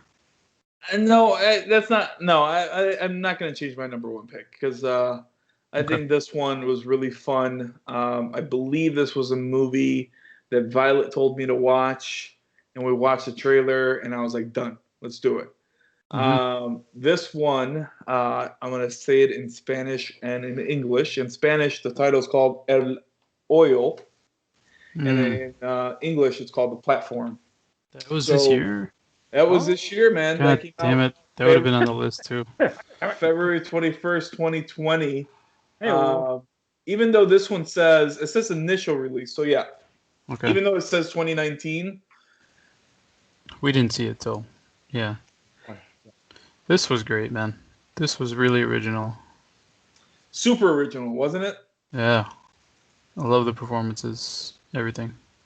Internationally. It was released on Netflix internationally, including Spain, on March 20th, 2020. So, yeah. Man, that definitely would have put it on the list. So, so this one was really good. I almost forgot about it because it was so early on. But the simple fact that there's different levels and everyone has to eat from the table or they don't eat at all. I can't remember a lot of it. But I remember watching it. It just kind of hooked me on. Oh, yeah, man. It's switched every 30 days. So between many floors, they are fed via a platform, and where the good food starts all the way at the top. And then as you go down, everyone's eating from it. And by the time you go to the bottom, it's all scraps. So very original, very moving, good ending at the end. It's one of those movies from beginning to end. It kind of has you hooked. And the idea is so fresh that it's easy to get hooked on. Yeah, totally. Did you watch this, Sonny? I did not. This is definitely watch. I think you'll like it. I was gonna watch it, and then it just time passed, and I completely forgot. I think probably would have been Yeah, top 5 probably, maybe 6. I think you guys probably would have kicked off Underwater for this. No. I love me some underwater. I love my underwater. No, this one was so good, man. This is So good good. though. This is better than Underwater though. And it's good. It's good in Spanish too. I think we saw it in Spanish, and I like the I just Spanish watched in it. it dubbed. Yeah. But I remember at the beginning, it's like obvio, like saying Ovio. obvious. Oh yeah, that guy. Yeah. And then how they eat sometimes. Yeah, it was so gross, but it was so good at the same time. So, yeah. And Yeah. I think this was number 1 for Violet as well when I kind of had her make her list. So once I saw for her it was number 1, I knew I did a good choice. So yeah. Mm-hmm. Video. Yeah, man. Number 1 for Sunny, the one that I've been looking forward to this whole year. What can it be? And are you guys ready? It's not that bad. It's probably nothing surprising. Tenet? Tenet is number 1. Number 1. Wow. I love this movie so fucking much. Why is it number 1? I start feeling like I'm wrong or something because you guys put it really. Man, I'm still thinking about it to this day. Hmm. I love when it actually, because like, again, like the first hour, it's a good, straightforward spy film. Pretty cool. Nothing special at the time, but it is really well done. When that first fight comes in and it's like in reverse and it looks weird and awkward, well, that's really fucking cool. And then it disappears for like another 20 minutes until that stuff comes back. Yeah. Once you kind of figure out what's going on and everything that happens, and basically you go from forward to back to forward again, basically in story. I absolutely love sitting there. And again, it's one of those movies where you listen to everything that happened in the first hour. Everything matters, from words to places, to everything that's being said and done, because it all comes back. Everything comes back, and I'm like, that's fucking cool. Or these little touches, because there's a scene where Robert Pattinson sits down, meets Washington the first time. He gives him a Coke. He goes, I don't just like that. That's not my preferred drink. He's like, yes, it is. He's like, you did your homework. You could say that.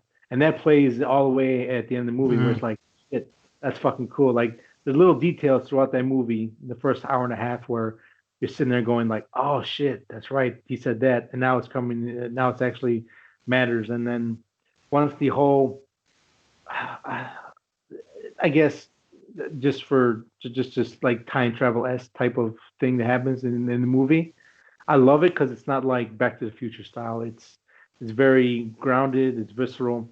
And explain again. And what I love about this, and the problem I have with Inception now after all these years, Inception explains too much.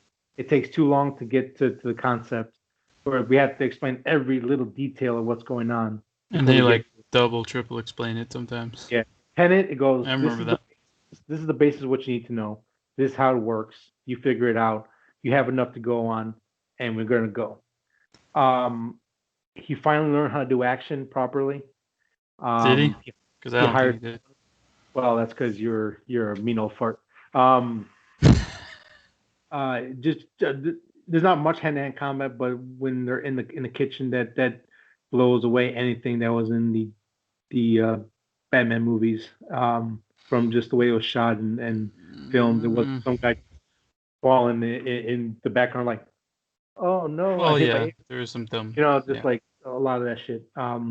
Again, without going into spoilers and everything at the end, I just sitting there and watching it, like that fight scene that goes when you see it happening in real time, going backwards. Yeah. Actually going forwards, and it looks so much better. It looks so fucking amazing. What do you mean? If you watch it backwards? No, again, it's weird without talking about the movie and all that kind of stuff. It's the one where they're by the airport, and then yeah, I remember the whole fight scene. When you watch it in reverse but forward, it flows so much better and looks so much cleaner. And like, do you have to make your mind do that, or like, what do you mean? No. You mean like not watching it the first time? I know what you mean, but I just didn't get that. When you watched the first time compared to when you watched it the second time? Yeah, well, yeah. So like, I mean, within the same movie, like within I the get same. it. Yeah. So yeah, Oh, it's okay. really cool that the concept of this Oh, okay. of what he's trying to tell. I think it works so well, and the fact that I'm still thinking about it to this day of like that's fucking cool, because Mhm. like again, everything ties into everything. It all makes sense once you like and he said earlier, like once you start thinking about it, it's like you can close the circle enough where it's like everything makes sense. It's not, well, it is what it is. Hee hee, we're out of here. Mm. It all explains itself because again, you're watching something forward, but it's actually backwards at the same time, and you have to piece those two together to get the full story. Mhm. It Yeah, was it's a fucking awesome, man. I Hmm. mean, he, I don't know why it didn't work for me, but I I kind of I want to watch think it again. I think I had more fun with Inception because Inception takes away the ending from you. Like you don't know Hmm. what the ending really is. mm, This one, you can look far enough back where you might be able to see the ending. Um, Depending on what you believe, with some of these theories that are out there, it's a little bit harder to see where the ending is. But again, there is an ending, unlike Conception and all that. Hmm. Um, for that reason alone, since it was a little too easy to figure out, that's why it's not really. I mean, it's I think like number 5 or number 6 on my list, Hmm. and I wanted to like it more. Um, but yeah, I still had fun, man. I wish this almost came out in the theaters, but I'm glad it didn't because from the very beginning, I had to pause it, rewind it, listen again to the dialogue, mhm. and Because of the audio, or because you yeah, wanted to. for whatever reason, the beginning. It might have been because no, I think the audio gets really bad when when you first see Pattinson and he's scoping out an area Yeah. where the music is just over the fucking Hmm. guy talking. And I was like, really? This is that bad? But I watch a lot of my movies with subtitles. And I think with you saying how bad the audio is, I was like, oh, fuck that. I'm watching subtitles from the very beginning.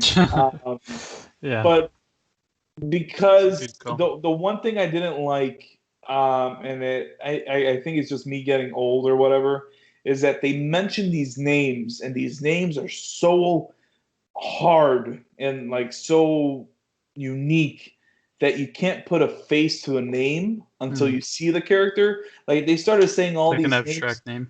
Yeah, they started saying all these names to characters, and you haven't even seen them on screen. So when Hmm. they finally show up on screen, you're like, oh, that's this person.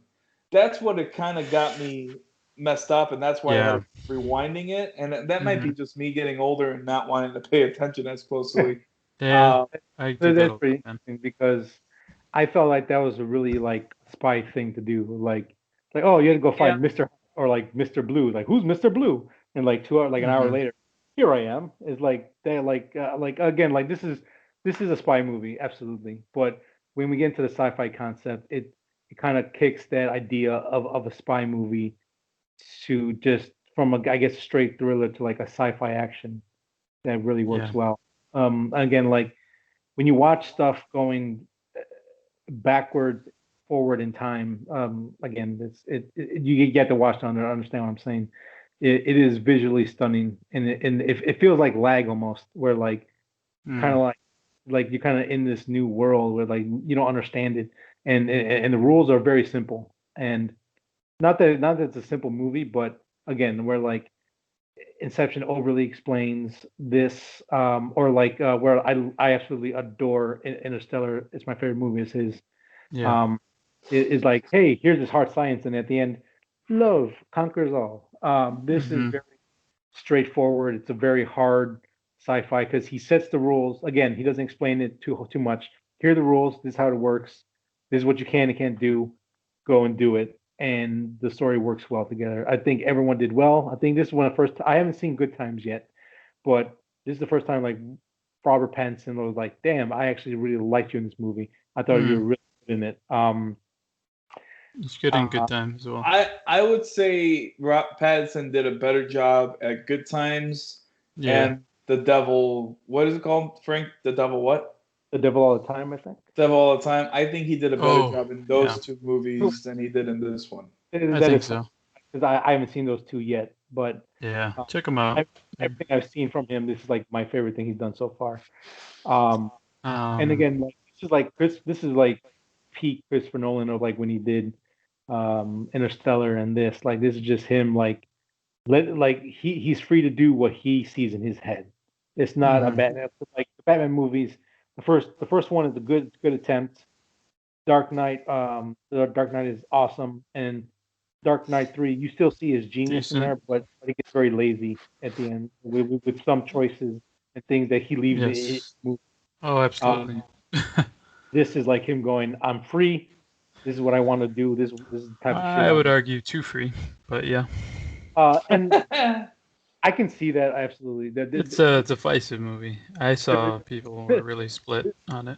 Oh yeah, I think some people were like you. They're like, "Holy hell!" and some people were like, "Damn, I don't know about this." I think there is a nice thing of having someone tell you, "Hey, just reel it in just a little bit." But I absolutely love this movie. Yeah, I'm very excited to see what he does next. Cause I don't want to see it again just to see. My expectation was part of it because, like I said, I was like, "Oh, this is gonna be Inception 2 with a different concept," and then I was like, "What in the fuck is?"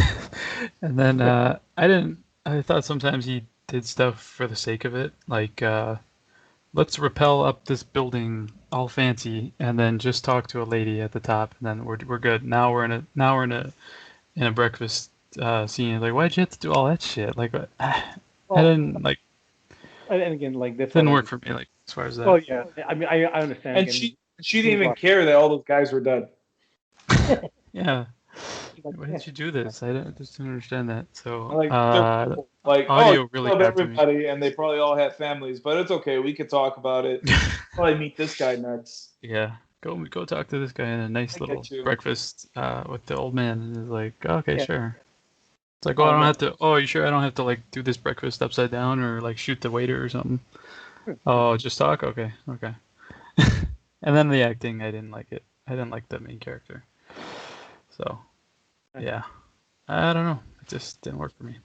So I am surprised. It's 1 for you. Manny, I'm surprised you didn't put it higher. But yeah, 6. Where was it mine for me? No, it was number 6. 6, yeah.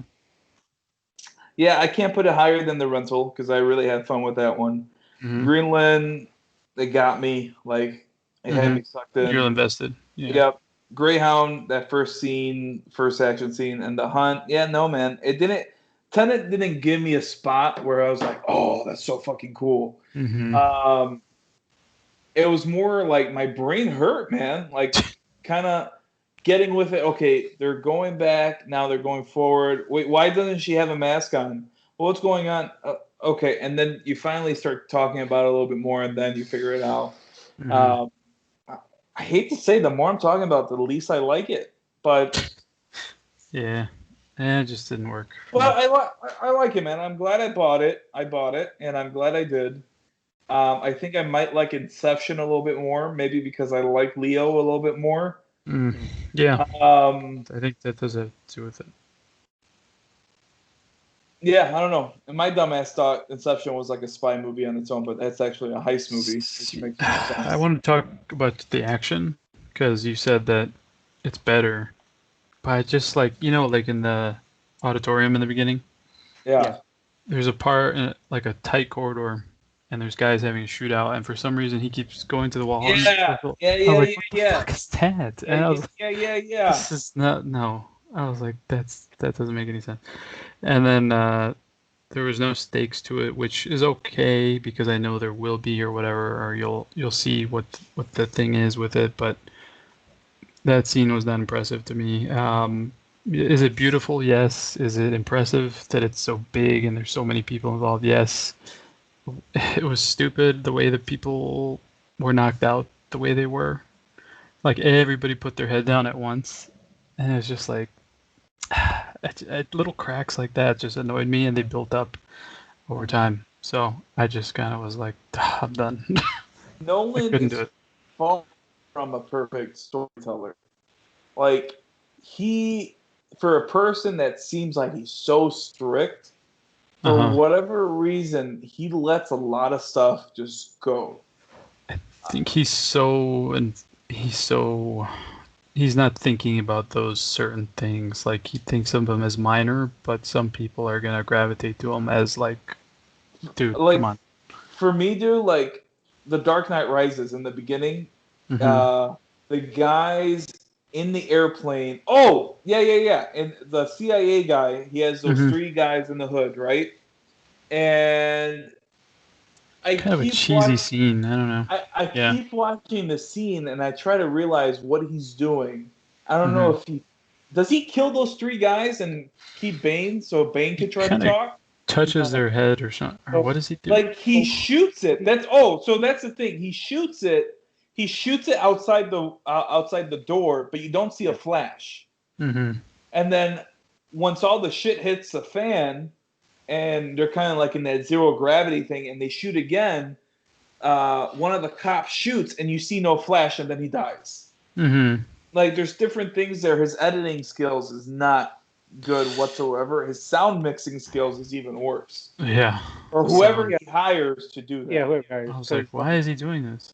like Dark Knight Rises, I get, I'll say he's an outlier overall, just because he, I don't know why he said yes to doing 3 films in the first place, but he was definitely done at that point. He was like, Oh, he was so I done. just want to go do something else, because right after that we got Stellar, Some bang and out movies. Yeah, really good. like it was like, oh, I'm free again. Like that was just like, I gotta get this shit done. There's like the Yeah. practical effects and certain imagery he did. Again, he was still invested to a point, but he was like, I don't want it anymore. No, I you could tell. so you could tell, but like And I don't mixing in a couple of things here and there. I Um, hate to crap on it because I really do like Nolan and I want to see stuff like this, but I just couldn't get him. I just couldn't do it. well, that's probably why I like him. Like I really enjoy. I know I'm enjoying something when I can overlook the flaws. Mm-hmm. Mm-hmm. Like Yeah. oh, they all dropped their head down the wall bounce. To me, I was like, like the whole opening scene was moving at such a breakneck speed. To me, was awesome because it was building tension right away. Like, Mm-hmm. listen, we gotta get in, we gotta get in. We got no time. There's fucking bombs. There's this, there's that. We gotta fucking go. Mm-hmm. And it builds and builds, and then we get a quiet moment, and then Yeah. boom. Like he's really good at these high and low things. Again, I will agree, he's not perfect at all. Sure. Sure. He doesn't have to Eh, be. I don't. I Yeah, don't want him to but be. I don't but expect him. But but the stuff that he's really good at, he excels past majority of people. yeah, And he does. I think out of all the Batman movies for him, I think the one that aged the most was probably The Dark Knight. Um, Age the but worst or what? yeah, yeah, aged the worst. Uh huh. But yeah, I can see that. you poo poo them a lot, Frank, and I still think those are Or two, man. probably You the poop with it. best ones. Best Uh, what I of think all? those three movies, I think those are awesome, awesome movies Best from Nolan or best Batman in general? Batman. Nah. Yeah, There. live Look action. at look at the '80s ones. They hold up 30 years later. His don't. What eighty Less than 10 ones? years, they don't hold up. What 80 The ones? Burton ones, 89? Yeah. those hold up way better than his. Way better. Yeah, And we're But talking about but triple the time. there's I can not see it. much action in those though. But why does it have to be action? Because it's Nolan's Batman. movies don't have that much action. 2 hours and 45-minute Dark Knight. Well, What does he do? well, He has like like 4 action scenes. well, yeah, but they're like long, like They are impressive. The the car scene Batpod and chase oh with the yeah, truck and the those are flu, great. like that's action. Like, well, I Yeah. know when a lot of people think of action, they think of fist fight and shootout. Oh okay. Car Yeah, I can chase, see. airplane chase, some kind of thing that's making motion go forward. I hate to Like, crap on him. I really do, but What ages for you in those movies? Because he does a lot of practical I effects. I think what bothers me more is I don't agree with how he does things, his choices. whether it be dialogue, how he explained something, the way he cut something. I just don't like it. The style doesn't work for me. Give me an example of one of them. In which movie? All of them? Each one. No, not each one. Anyone that really got you. Harvey really starts to get on my nerves after a while because it's like the guy is a one-note character. Like, I mean, you got to give this guy some depth. I don't know. The death of Talia. I mean, god damn, that was really bad. God, what the fuck, dude? You cannot. I would have just done an off-camera death if that's all of the footage I had to work with. I wouldn't have let that be on screen. And you. That cannot be on screen. I would have just laughed. Yeah, fuck, she was like. I feel like she almost did a. Like, dude, that's so sad. I mean, why did you let that in there? Yeah. There's other things like the Batman Begins where the cops are like, "Oh, he's flying on rooftop." Like, it's okay, yeah, the first time or two, but after a while, it's just kind of like, "Oh, no, please, come on." I understand where you're coming from. Yeah, I just, man, I hate the shit out of him because he's amazing. I'm looking at the Talia. Too, but she's like, so dumb. She's like. I think her career's over because I don't really see her in stuff. I'm looking at IMDb. I don't really see her in much. That was really sad. I was like, come on. I don't know. No, and again, I think everything. I love his movies. Let me tell you, I do love his movies. Interstellar is, if I can give it 11, I would. Inception, stuff like that. So, there's certain movies of his and choices that I just hate. And I can't overlook him. I just can't. I do love Christopher Nolan a lot. I wouldn't put him as one of my favorite directors, but I absolutely love his stuff. But I will say, maybe half of his work doesn't age well, or it's hard to watch consistently, or like you have to be in a very specific mood at a specific time to watch stuff. Yeah, I think. But I think for me, Tenet falls in a good half of Interstellar, Dark Knight, and and even Dunkirk to a point where Dunkirk was very good. It was good. The stuff with Tom Hardy in his airplane was really good. Very good, very good. Yeah, so it starts to annoy me that he's like, oh, I got to find a concept here. Oh, how about words that are spelled backwards or something? You know what I mean? I'm just So it annoyed me. The concept for him, dude, that's actual stone. There's a stone that is something found, deeper, right, to it. That's found all over the world, and no one really knows what it is. And it has the word Tenet there, and then does it? Like, look at it. Look at. I'm just ignorant then. So like that, I could appreciate more because he looked at the stone and he came up with a story, a story that he wrote for 5 years. So I could appreciate that. The Seder square is what you're talking about. Okay. Yeah. Mm-hmm. And so is this a tablet that shows up in different civilizations and stuff? Yeah. It shows up all over the world. They found one in France. They found one in Rome. I like that stuff. Yeah, and like for that to be this, and that's where this movie kind of goes into a little bit further, is that maybe this is like the first one was found in Pompeii. His kid Max goes to Pompeii in the movie. Okay. So it's one of those things like yeah. So all right. It's just like when people say, "Oh, you gotta watch this 3 times to really appreciate it." I'm like, dude, come on. You can't say that. I have to enjoy the first one. I can't. I can't kind of like it, and then I love it on the third one. I mean, come the fuck. I want to disagree on that. You don't have to watch 3 times. The reason I say that is, this is one of the movies where I think the Opera House and us meeting up at somewhere afterwards is the best way to do it, where you watch it and then you talk about it afterwards. You don't have to rewatch it, but you make sure you watch it after. Or no, watch it first. Watch first and then talk about it. It's just funny how, I mean, besides Underwater with Manny, I think this is the most divisive film that we've talked about. I think so. List, because like I hate this shit on it and sound like, but man, it just really did not work for me. It is funny because I mean, we cover the gambit. You shit in it like a bird. Man likes it, and I absolutely fucking love this movie. Well, that's interesting too because it's not just a simple movie that everybody hates, everybody loves. Yeah. So. But yeah. Number one. Okay. I kind of want to see it again, just to be a little more open about it. Check it out. Check it out. Maybe you'll find something else, or maybe you'll hate it even more. No, probably not. But yeah, it's good. Number one. Yeah, man.